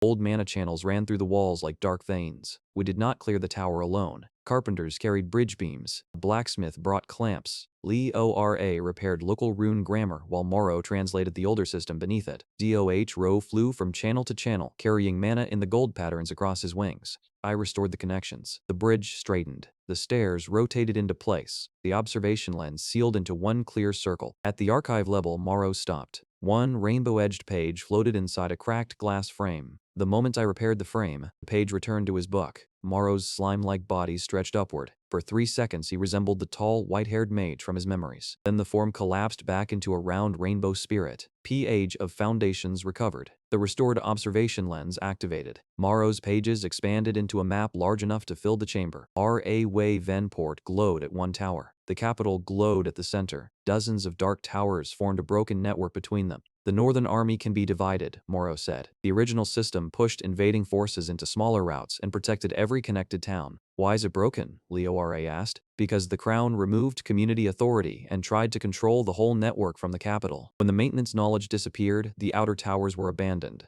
The map highlighted 40 empty channels beneath the capital. Summoned classes carry foreign mana, Moro continued.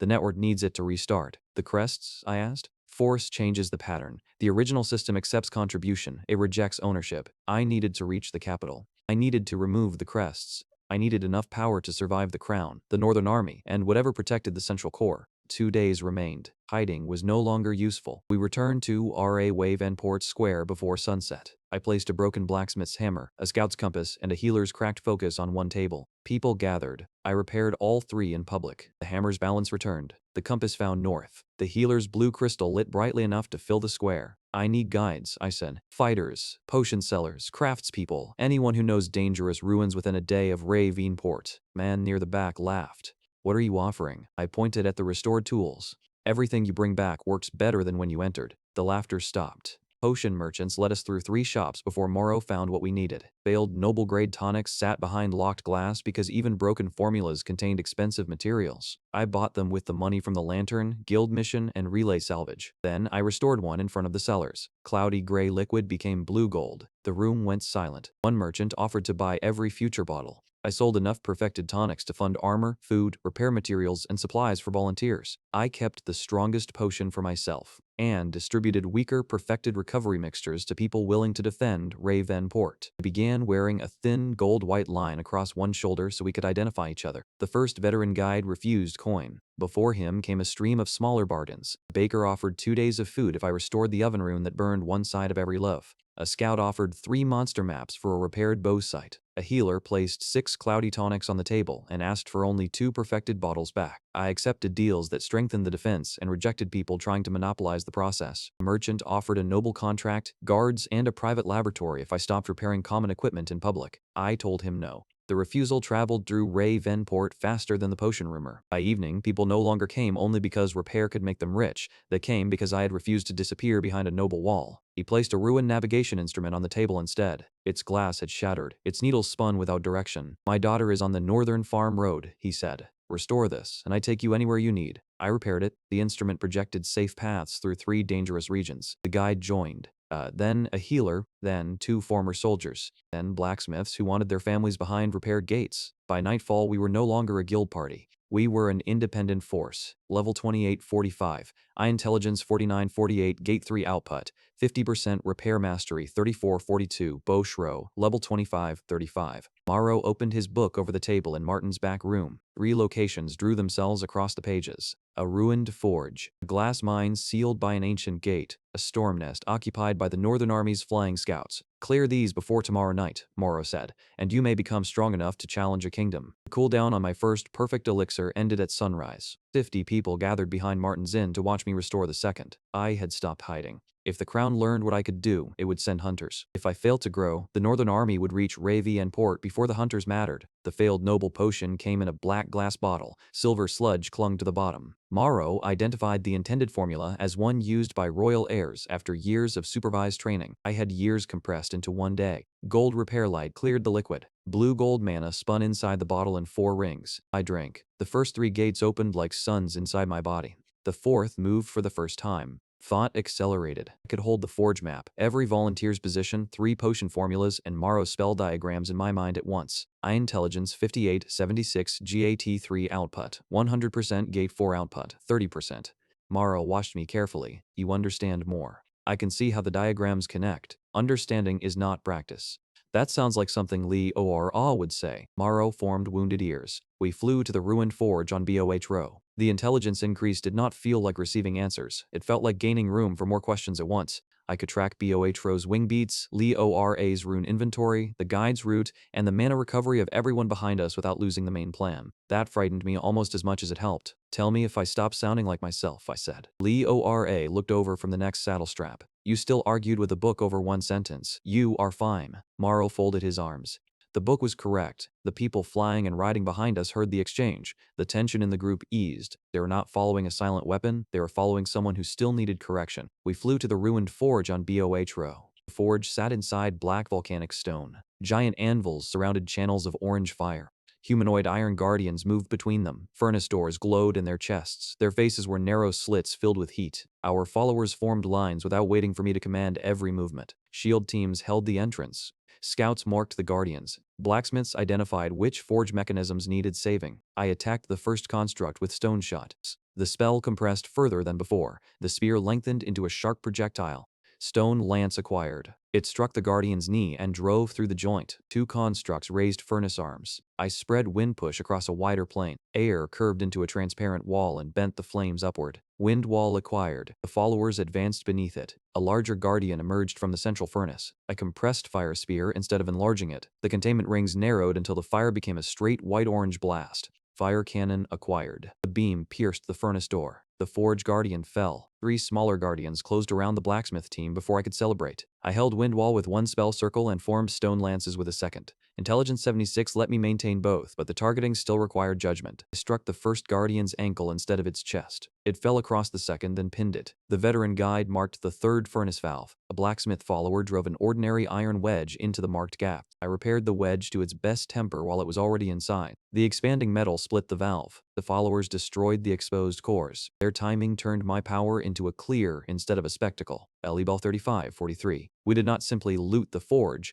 The blacksmiths rebuilt broken shapes. I restored old enchantments. Together, we recovered equipment that no one person could have produced alone. A charcoal archmage coat repaired itself around my shoulders. Silver runes lit inside the lining. Black gloves formed gold channels along each finger. My school shoes became reinforced dark boots without losing their original shape. A silver focus ring fit around my right hand. I still looked like a student from Earth.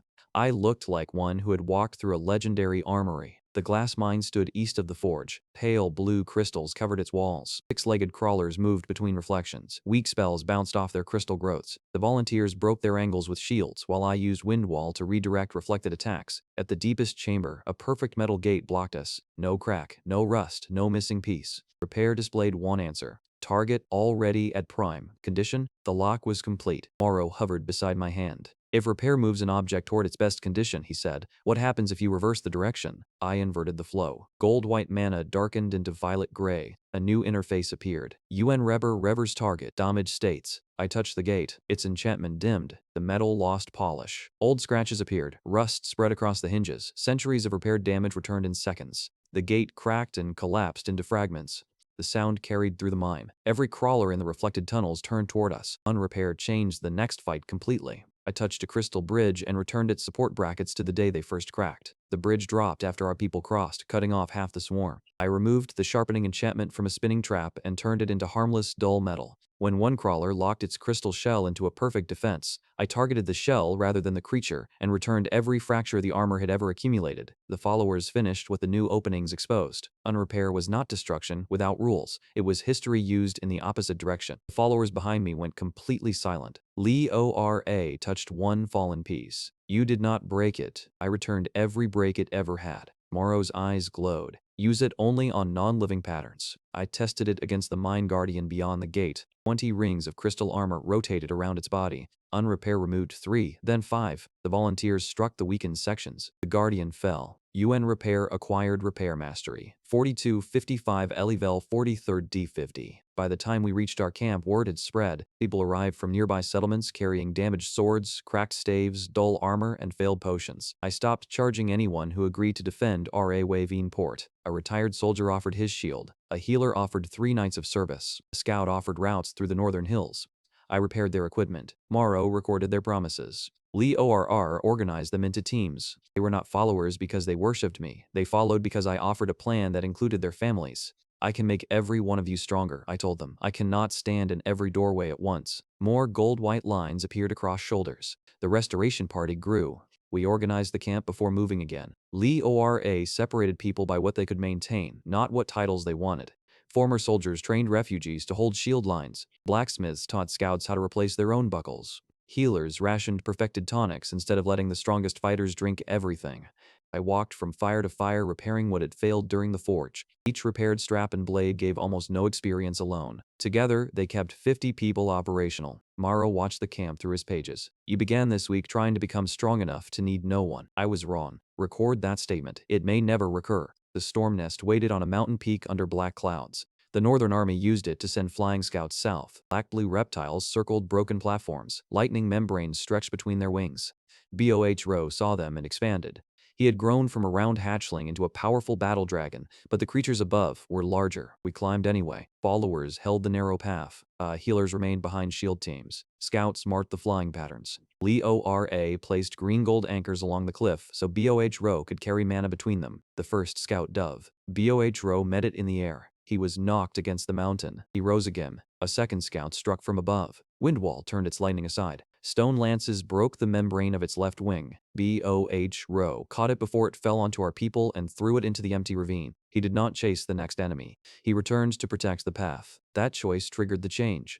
Gold lines spread across his body. His wings expanded. Protective cream plates formed over his chest and jaw. 4 golden horns swept behind his head. His green eyes became brilliant emerald. Erode patterns across his wings connected every mana anchor Leora placed. Boh and Seant Heartscale, King Maximum level reached. The storm drake leading the nest descended through lightning. The creature was larger than Boh's battle form and had fought in those clouds for years. Lightning crawled from its jaw to its tail. Each wing beat forced the climbers lower against the stone. I could have fired everything at it and emptied my gates in one exchange. Instead, the scout team marked its turns. Leora linked the cliff anchors. The shield line drew the lesser flyers beneath Boh's path. Every person gave him a safer piece of sky. That was why his evolution felt earned rather than given. It carried a metal beacon under its throat. Every smaller scout adjusted its attack when the beacon flashed. Leora recognized the pattern before I did. They are not coordinating naturally. Something below the mountain is commanding them. The followers could have retreated. Instead, 2 climbers crossed an exposed ledge to cut the beacon's ground cable. A healer stayed with them beneath a restored shield. Their choice weakened the entire flock before Boh's evolution began. Boh's flame did not attack first. It spread into a wide orange-gold barrier over every follower on the path. The lightning broke against it. Then Boh climbed. I rode between his wings.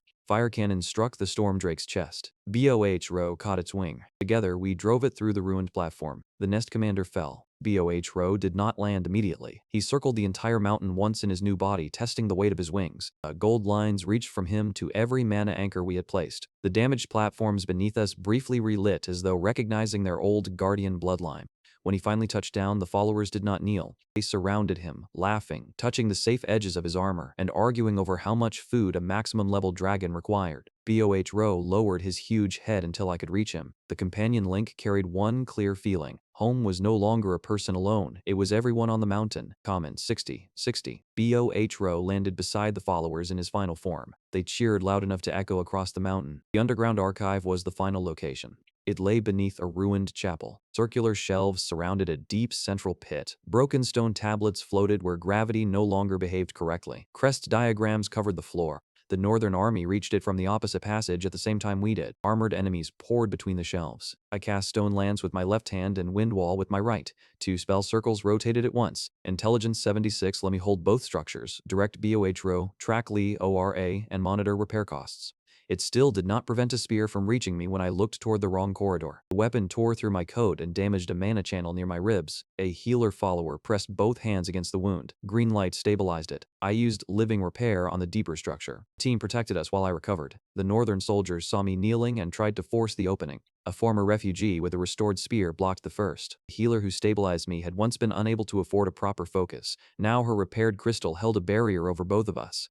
The veteran guide used his restored instrument to predict which floating tablet would move next and sent the shield team through the only safe gap. Every earlier bargain returned as a battle advantage. The time I stood again, the corridor behind us still belonged to the restoration party. That was the difference between being powerful and being alone. We pushed into the center archive. Morrow found a missing page trapped inside a crest blueprint. I repaired the frame. Rainbow text returned to his book. Multi, CAAC acquired. 3 spell circles formed around me. Stone barrage filled one corridor. Windwall covered the healers. Fire cannon destroyed the Archive Guardian's command core. I Intelligence 76 Ash 96 Gate 4 output. 100% Gate 5 output. 35% level 67. The recovered blueprints showed the Capital Crest network and the exact location of the central core. We had what we came for. The road back to Raven Port was blocked by a 10-meter stone war construct. Layered rectangular armor covered its body. 20 bright rings rotated around the chest. The followers prepared to fight. I looked at the construct, then at them. Give me one opening. Shield teams anchored cables around its arms. Scouts distracted the command corps. LEORA protected the rune route. BOHRO slammed into the construct's back and forced it to one knee. I reached the nearest armor plate and activated unrepair. Violet-gray lines spread through the body. AR More Level 20, 17126.5, 6.5. The reinforced stone became cracked quarry rock. Command runes vanished. Joints lost centuries of repairs. BOHRO tore the exposed core free. The construct collapsed. LEVL 6772, repair, mastery 5578. We returned to Ravenport on the final evening. I rode maximum level BOHRO above the road. Behind us came more than 50 fighters, healers, scouts, guides, and craftspeople carrying equipment that glowed with restored enchantments. Ravenport Port gathered at the gate. The village that once feared summoned heroes cheered for the one the crown threw away. Martin waited outside the inn holding a folded message. The seal belonged to Cornelius.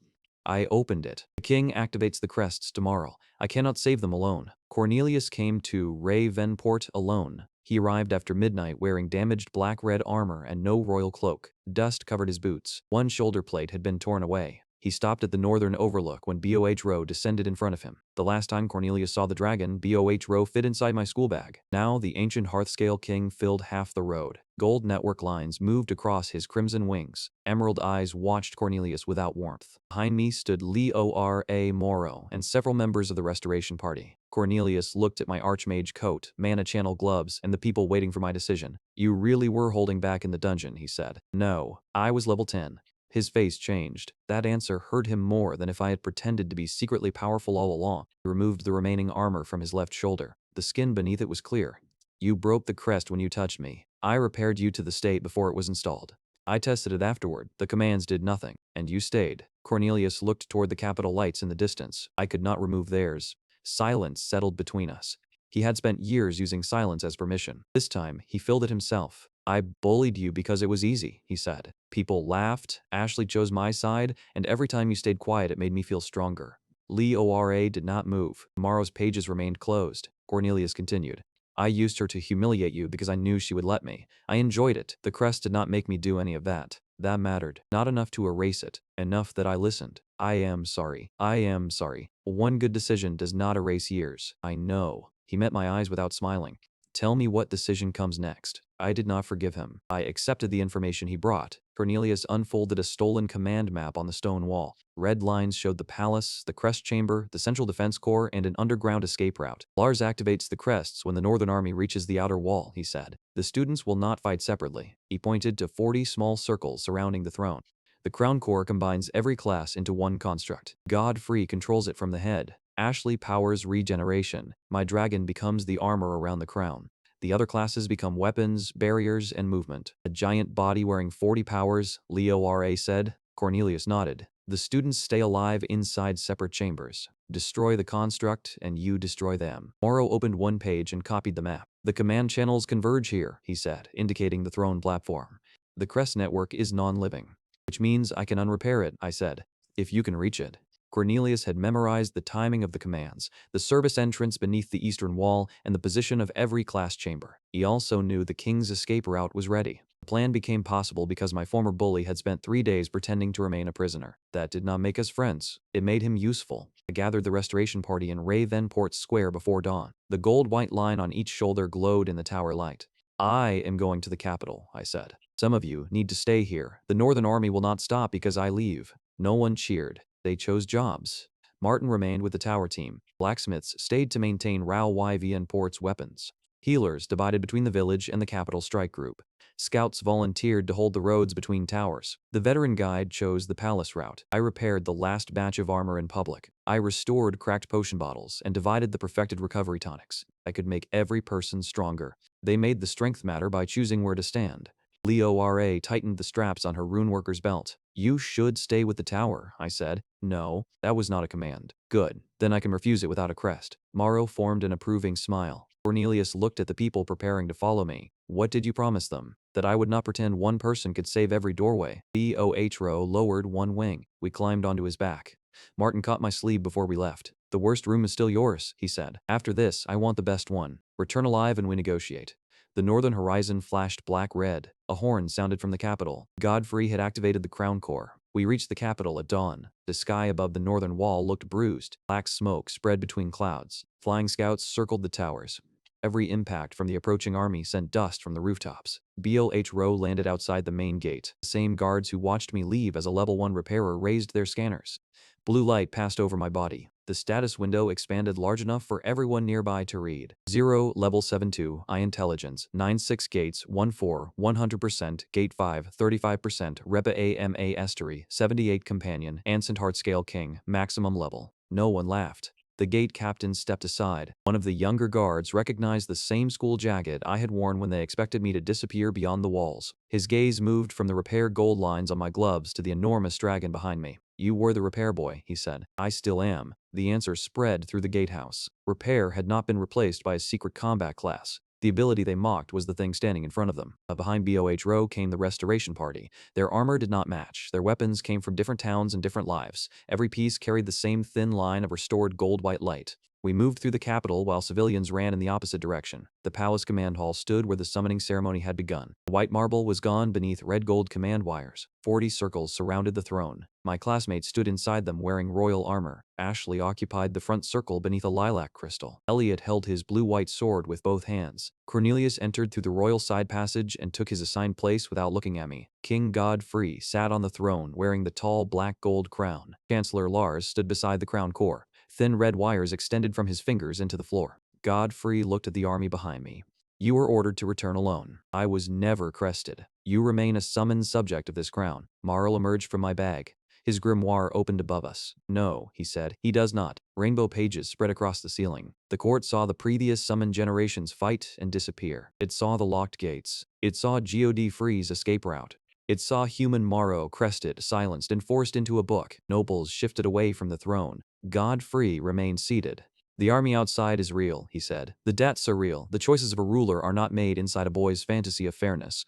"You plan to save yourself," I said. "I plan to preserve leadership, knowledge, and enough population to rebuild." Ra Vien Port was marked lost before the army arrived.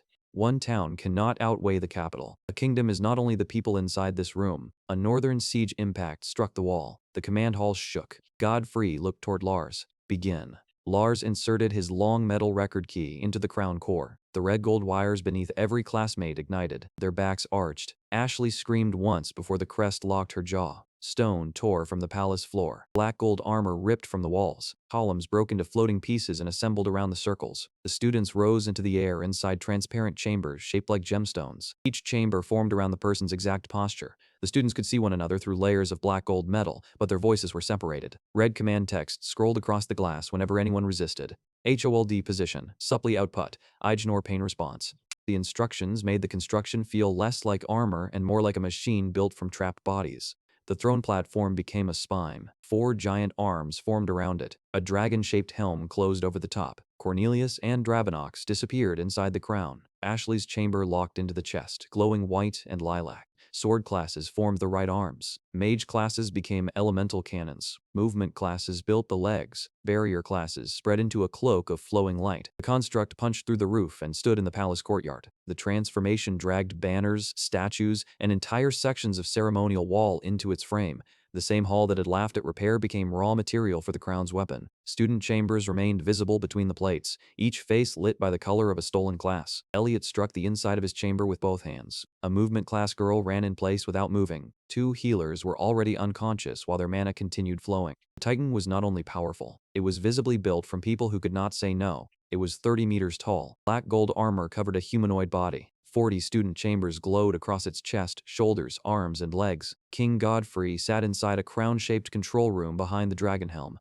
The crown was wearing every class at once. System name appeared over it. Crown Titan Royal Composite. Authority. The Titan moved first. One elemental arm became a stone blade and swept across the courtyard. BOH Row lifted into the air with me between his wings. The blade passed beneath us and split the palace fountain. A second arm formed the lightning bow. I cast Wind Wall. Transparent layers rotated in front of the restoration party. Lightning arrows bent upward and shattered windows instead of bodies. Stone barrage formed around my shoulders. Dozens of compressed rocks struck the Titan's left knee. Cracks spread across the armor. Fire cannon followed. A white-orange beam burned through one plate. For 1 second, the wound remained open. Then Ashley's stolen twilight healing filled the chest core. Lilac gold light passed through the Titan. The armor rebuilt itself. Godfrey's voice projected from the helm. "You see, one class cannot oppose a kingdom." He misunderstood the problem. I was not one class anymore. The restoration party moved. The veteran guide climbed a broken statue and used his restored instrument to predict where falling armor would land. The baker whose oven I had repaired carried replacement arrows between shield lines. The healer from the forest raid established a triage circle beneath the eastern arcade. People who had once approached me with ordinary broken objects now used the strength inside those objects to keep the courtyard alive. Shield teams spread through the courtyard and guided civilians into the side streets. Scouts climbed broken walls and marked the Titans' joints with gold flares. Blacksmiths set portable repair stations behind stone cover. Healers formed green-blue circles. Rune workers followed Li Ora through the palace debris. Northern flying scouts descended over the roof. Half the restoration party turned to meet them without waiting for me. They protected the battlefield I needed. Li Ora knelt beside a broken red gold wire and traced it with one finger. Green gold lines spread across the courtyard. Each student chamber controls one layer, she shouted. The legs belong to movement classes. The chest is Ashley. The helm is Cornelius and the dragon. The arms are weapons and mages. Morrow opened a page above her. A transparent diagram of the Titan aligned with the real body. The royal shells are non-living, he said. The students are not. Unrepair could remove the prison without touching the people inside. Reaching the prison was the problem. The Titan lifted 1 foot. A shadow covered half the courtyard. Ankle, Li Ora shouted. Shield teams fired restored cables around the Titan's left leg. The ropes tightened through enchanted anchors. Ordinary fighters could not hold the whole construct. They did not need to. They held it for 1 second. Bohro folded his wings and dove. We passed beneath the falling foot. I jumped from his back, landed against the black gold ankle plate, pressed one glove to the metal. Violet-gray lines spread outward. Target, Crown Titan, left leg armor current level 90 recorded damage states, 126 unrepair authorized. I reversed the flow. Level 90, 71, 48 points mine Zoel. The gold dulled. Ancient dents returned. Repair seams split. Plates fell away as rusted fragments. The leg collapsed. The Titan dropped to one knee hard enough to shake the square. The crowd saw it. The strongest royal weapon could lose levels. Godfrey roared through the helm. The forearms attacked together. The stone sword came down first. I formed stone lance and drove it into an old fracture Li Ora marked. Then I touched the blade as it struck the ground. Unrepair returned every break the sword had ever suffered. The giant weapon became cracked ore and scattered across the courtyard. A lightning bow fired at the healers. Windwall bent the arrow. A rune team exposed the bow's hinge. I used mana thread to pull myself across a broken column and placed 2 fingers against the joint. The enchantment rings vanished. The bow became dead metal. The third arm transformed into a fire cannon. Bohro met it. His gold-lined wings spread into a barrier over the courtyard. Royal dragon fire struck hearth-scale flame. Red and gold filled the sky. I flew along the edge of Bohro's barrier and unrepaired the cannon barrel. Perfect metal warped through every earlier overheating state. The weapon folded inward and burst harmlessly inside its own arm. The final arm carried a wall of barrier light. The restoration party attacked it in rotation. Thus, arrows, mage bolts, restored hammers, not to break it, to force it to show where it repaired itself. Each time the shield closed a crack, Li Ora marked the seam in green. I reached the center and removed the royal seals 1 layer at a time. The barrier cloak vanished. The Titan still regenerated. Godfrey changed tactics. The movement classes accelerated one leg, while barrier classes locked the other, making the damaged Titan lunge faster than its size should allow. A spear arm formed from 3 weapon classes at once and drove toward Li Ora. I cast Stone Barrage into its path. The first stones shattered. The next slowed the point. A restored shield team caught the final impact and slid backward across the marble without breaking formation. Li Ora never stopped tracing the chamber lines. "Chest route is open," she shouted. The followers had not merely kept me alive. They had protected the one person capable of finding where to use my power. Ashley's chamber had become painfully bright. Bars forced more mana through her crest. Lilac gold healing flooded the construct faster than her body could carry it. Cracks appeared in the glass around her. Inside the Titan, Cornelius heard her scream. He had entered his assigned chamber willingly, pretending the crest pulled him. Now he drove his shoulder into the command relay behind the dragon helm. The timing of the Titan's attacks broke for half a second. That was enough. Li Ora opened a rune path through the damaged chest armor. I cast Mana Thread. A gold line passed through the opening and touched Ashley's chamber. Her eyes found mine through the glass. The crest at her throat burned red. "Do you want it removed?" I asked. The command tried to close her mouth. She forced one word through it. "Yes." Linked repair connected us. The crest was 4 in damage. Gold-white light crossed the chamber. The red gold mark cracked. Ashley fell forward as the control released. The Titan's regeneration stopped. She could have used her freedom to flee. Instead, she placed both hands against the chamber floor and sent twilight healing into the students nearest her. This time, the power moved because she chose it. The Titan's helm roared. Lars had discovered Cornelius's missing crest. Red command chains tightened around Dravenox's real body. Black Dragon screamed as the Crown Titan forced its class output beyond safe limits. Red cracks spread between obsidian scales. The dragon-shaped helm grew larger. Horns tore through the remaining roof. BOH Row climbed to meet it. Maximum Heartscale King against a dragon enslaved by royal command. They collided above the courtyard. Black claws struck gold armor. Red fire met orange barrier flame. BOH Row did not attack Dravenox's body. He attacked the command chains. Cornelius tore the relay open from inside. "My crest is gone," he shouted to the class. "Zero freed me in the dungeon." The students looked toward him through their chambers. For the first time, Cornelius spoke to them without an audience he wanted to impress. "I thought the crest made us heroes," he said. "It only made us equipment. If you can hear me, wait for Zero to ask. Choose for yourselves." Elliot pressed his forehead to the glass. Ashley closed her eyes and steadied her breathing. The panic inside the chambers became a tension. Godfrey's voice thundered. "Traitor." Cornelius laughed once without humor. "Took me long enough." BOH Row forced the helm low enough for me to reach the Black Dragon's neck. The repair interface showed 2 targets. Living Dragon, non-living command harness. I touched the harness first. Unrepair returned it to loose. Unenchanted chains. Then I placed my hand against Dravenox's scales. "Do you want help?" The dragon's red eyes focused on me. The answer came through the companion pattern as one clear emotion. "Yes." Gold repair light closed the red cracks. Damaged mana channels returned to their natural pattern. The dragon's eyes cleared. Dravenox looked at Cornelius. Cornelius lowered his weapon. "Your choice," he said. The Black Dragon turned and tore the Crown Titan's helm apart from inside. BOH Row struck from outside. The crown-shaped armor split. King Godfrey's control chamber became visible. Below it, the student chambers flickered. Elliot pressed one hand against his glass. "I choose it," he shouted. Linked repair spread from Ashley's open chamber to his. His crest cracked. Then another student consented. Then 5. Then 12. The repair could not free people who refused. It did not need to. They had seen Cornelius move freely. They had heard Ashley choose. One after another, they reached for the gold line. Red gold wires became gold-white repair threads. Chambers opened. Students fell from the Titan's body.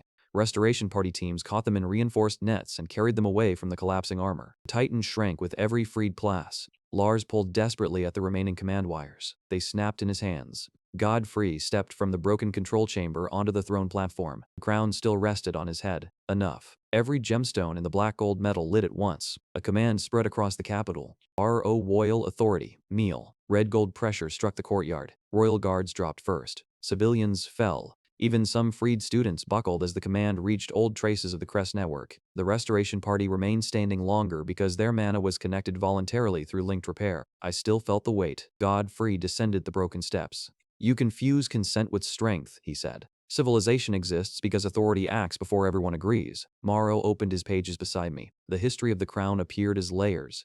The original metal circlet was simple iron. Gold had been added later. Then ownership seals. Then command gemstones. Then the authority to crest summons. None of it belonged to the first object. I walked toward Godfrey through the pressure. He raised one hand. "Kneel." I reached him and touched the crown. The unrepair interface filled my vision. Target, Royal Crown, Royal Authority, Level 100, Fowls Ownership Layers, 417 Revere's Degradation Authorized. I opened every gate I could safely hold. Violet gray light crossed the gold. LEL 175. The pressure weakened. 75, 40. People began rising. 40 boss, 1. The gemstones blackened. First abouters asks ass. The crown rusted in Godfrey's hands. Gold peeled away. Command seals flaked into dust. He was left holding a cracked iron ring. Behind him, the throne returned through every repair and decoration added across generations. Gold vanished. Reinforcements loosened. Dark wood rotted. The throne collapsed. Godfrey stared at the iron ring. "Repair restores what belonged there," I said. This never did. The remaining Crown Titan armor fell outward. BOH Rose spread his wings over the courtyard. Followers pulled the last students clear. Lars was dragged away from the Crown Core by 2 of his own guards. For one breath, the battle with the crown was over. Then the sky above the capital turned black. The barrier cracked from horizon to horizon. The Northern Army had reached the central core. Beneath the shattered throne, the ground core opened.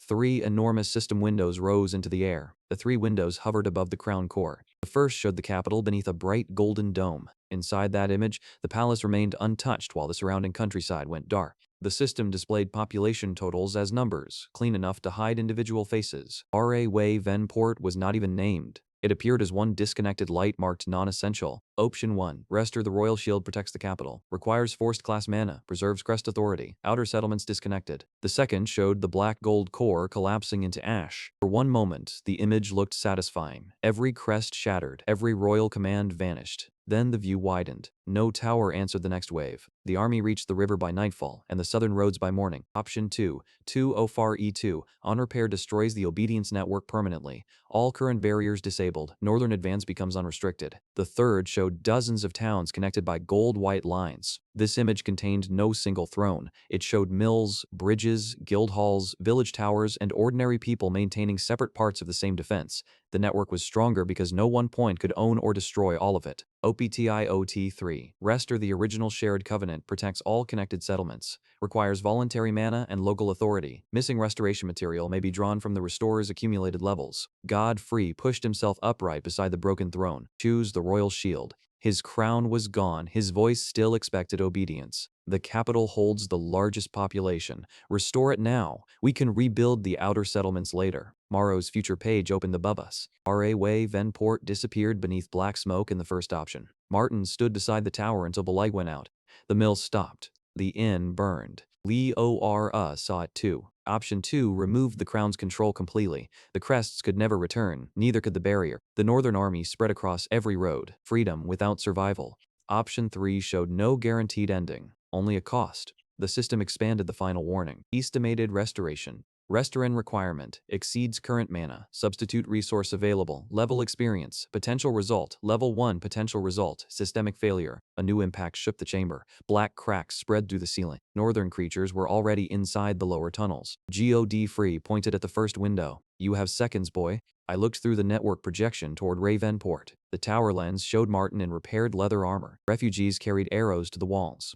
Blacksmiths turned the mill courtyard into a supply station. The people I had equipped were holding the roads. They believed the network would connect. I selected option 3. A final confirmation appeared. Offer alas accumulated levels if required. I selected yes. Lee ORA grabbed my wrist. No, the system needs material. It needs voluntary material. She drove one green rune into the floor. The line raced through the chamber, into the palace, down the road network, and north toward R.A. Wavenport. Martin's tower answered. Gold light reached back. Lee Ora looked at the freed students and the restoration party. He is not paying alone. The veteran guide placed his restored navigation tool against the floor. I give the tower route. The blacksmith set down his hammer. I give the enchantment and every weapon he restored for me. A healer pressed her staff into the rune. I give mana. One by one, the restoration party connected. Their gold-white shoulder lines became threads running into the crown core. The system asked each person separately. Contribute voluntarily. No one was added through my authority. Some gave mana, some gave one level. Craftspeople contributed enchantments from tools I had restored. Scouts gave route access. Martin's team in Ray VVN Port granted the local towers authority. A few frightened people declined. The network accepted that answer too. The defense was being built from choice, not from perfect agreement. Elliot stepped forward. I give my class by choice. His blue-white sword skill entered the network. Ashley placed both hands over the core. I give Twilight Healing. Cornelius looked at Dravenox. The black dragon lowered its head. Together they contributed Dragon King. BOH Rowe spread his wings over the chamber. Gold road patterns lit from horn to tail. He became the bridge between every tower. Morrow opened his recovered pages. I return the knowledge the crown stole, he said. The third option changed. Voluntary contributors detected. 87 Restoration Coast Distributing Estimated Restorer. Level loss reduced. The core accepted us. Gold-white light filled the chamber. Then the northern army broke through the lower doors. Armored creatures poured into the tunnels. Corrupted beasts climbed over them. Black siege constructs forced their way through the stone. The restoration could not stop while we fought. I placed both hands on the core. Linked repair spread through the system. Lee ORA remained beside me, routing the green-gold runes. Morrow hovered over the pages. Ashley formed a stabilization circle around the contributors. Cornelius drew his sword and moved toward the first tunnel. You finish it, he said. We hold them. The restoration party split across 4 corridors. Shield teams anchored the center. Scouts marked targets. Healers stayed behind cover. The ordinary people I had upgraded faced an army that royal planners considered unstoppable. They did not need to defeat all of it. They needed to make time. The first siege construct entered the western corridor. It was shaped like a metal bull, wider than the passage, with black armor over a red core. I kept my left hand on the crown core and raised my right. 3 spell circles formed. Stone barrage filled the floor in front of it. Wind wall protected the shield team. Fire cannon struck the red core through the opening the followers created. The construct kept moving. A scout drove a gold flare into its shoulder. I activated unrepair through mana thread. The armor returned to rusted plates and fell away. The blacksmith's team shattered the exposed core. The second force entered from the east. I could not turn. Leo RA adjusted the network rune and shouted, "East Team, Gate 3. The followers there activated the perfected potions I had prepared. Their restored weapons glowed. They held without me. That was the point. I had spent days becoming strong enough to fight everywhere. The final battle required admitting that I could not. The ground core began pulling levels from me. Level 72, 68. Pain passed through every mana gate. Gold light carried the lost experience into dead tower lines.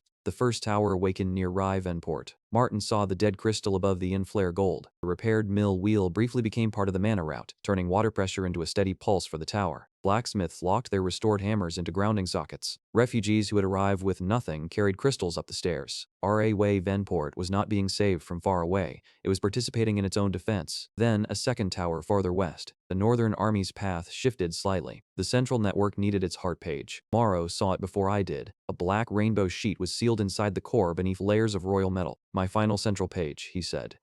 Lars had hidden it inside the system he used to control everyone. I touched the casing.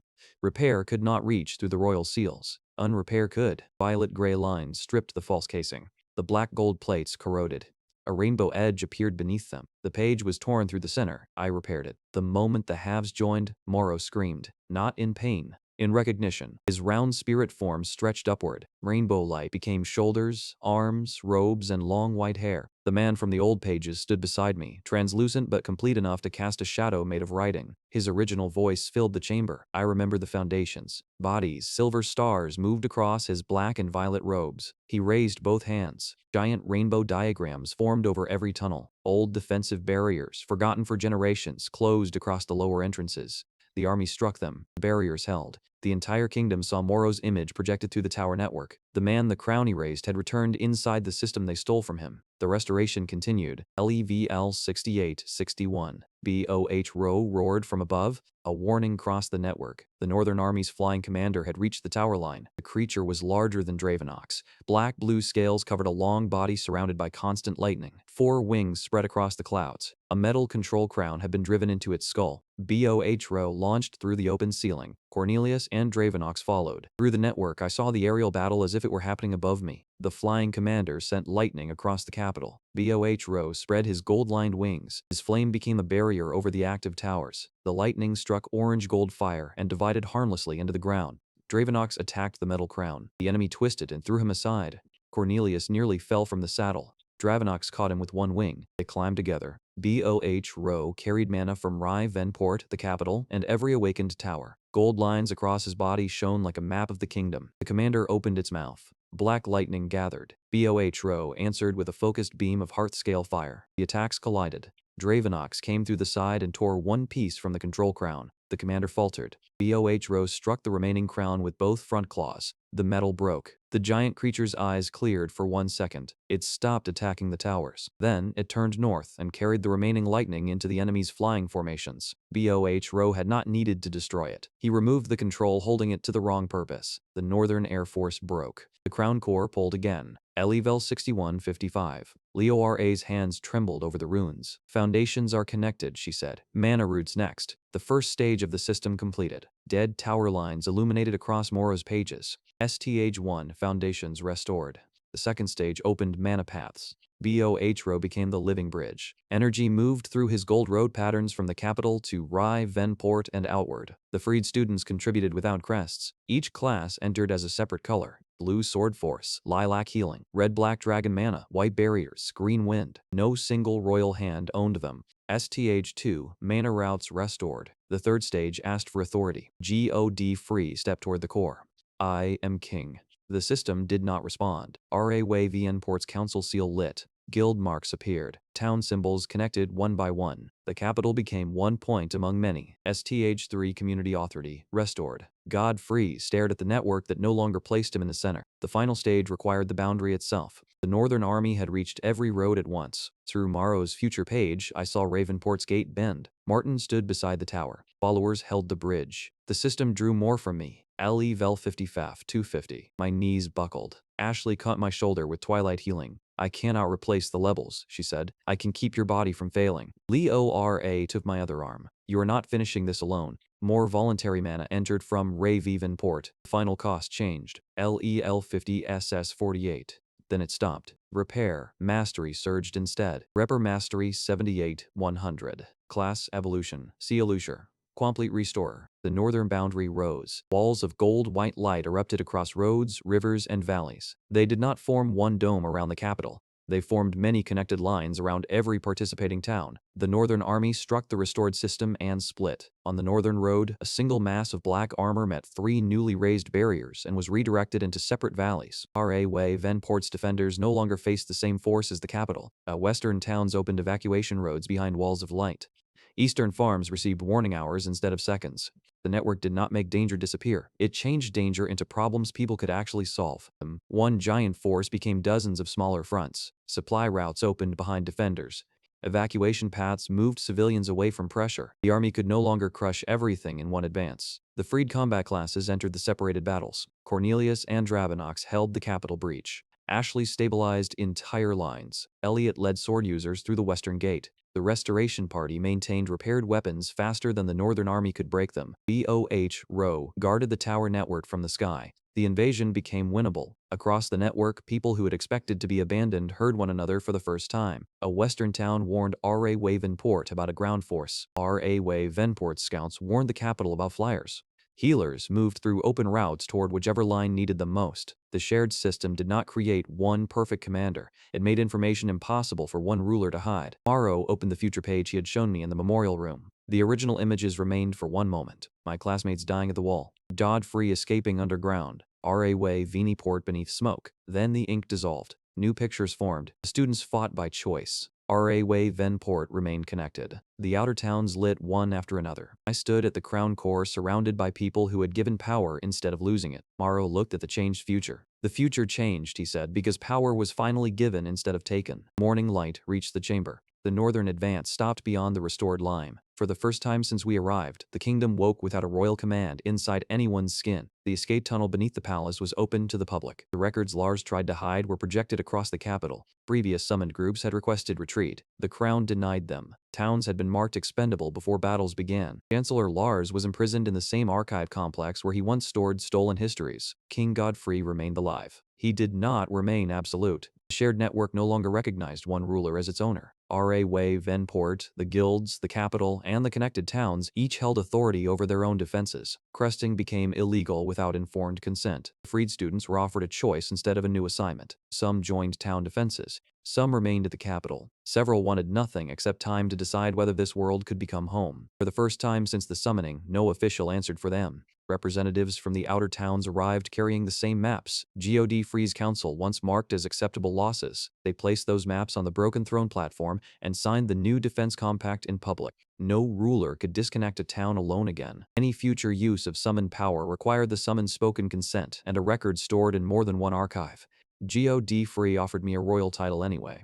I refused. I did not repair your crown, I told him. I repaired everything it was crushing. Ashley found me near the broken courtyard. Without the crest, her face showed every emotion she had spent years hiding behind convenience. I am sorry, she said, not only for this world. I believe you regret it. Hope appeared too quickly. That does not make us what we were. She lowered her eyes. This time, I did not comfort her so she could avoid the consequence. Cornelius stood beside Dravanox at the gate. He did not ask whether I forgave him. He understood that one apology created a chance to change, not a clean history. Leora walked beside me openly through the capital streets. No one more important appeared and made her step away. BOH Row followed in his small round form because maximum-level dragons apparently still preferred eating from market stalls. Morrow had collapsed back into a floating rainbow orb after exhausting his restored human shape. He tried to complain about the indignity of shrinking again, but fell asleep halfway through the sentence and drifted into my school bag. Leora tucked the grimoire around him so the missing pages would not bend.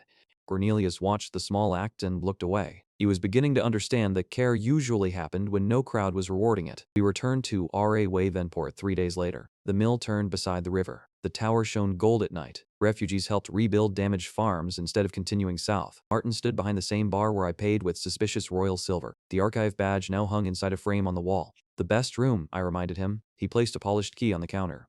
Do not repair the furniture without asking. Behind the inn, Rive even Port opened a workshop for recovered relics, rune systems, damaged equipment, and town repairs. Lee ORA claimed the front work table for rune projects. I took the larger bench beside the window. BOH Rowe claimed the heated stone platform meant for drying metal and refused every attempt to move him. The people brought us cracked farm tools beside ancient relics. The work mattered for the same reason in both cases. Something useful had been discarded before its purpose was finished. The sign above the door read, W.E. Rester what the crown threw away. Morrow recovered one final list from the network records. Several former summoned heroes might still be alive beyond the northern boundary. Leo R.A.'s brothers unit appeared among the missing. Morrow's remaining pages waited somewhere in the territory the army once controlled. Those were future roads. The battle we began with was over. They laughed when I received repair. 7 days later, the bully who hated me, the girl who abandoned me, an ancient dragon, and an army of people the crown had discarded were all protecting me while I repaired the kingdom they had already given up on.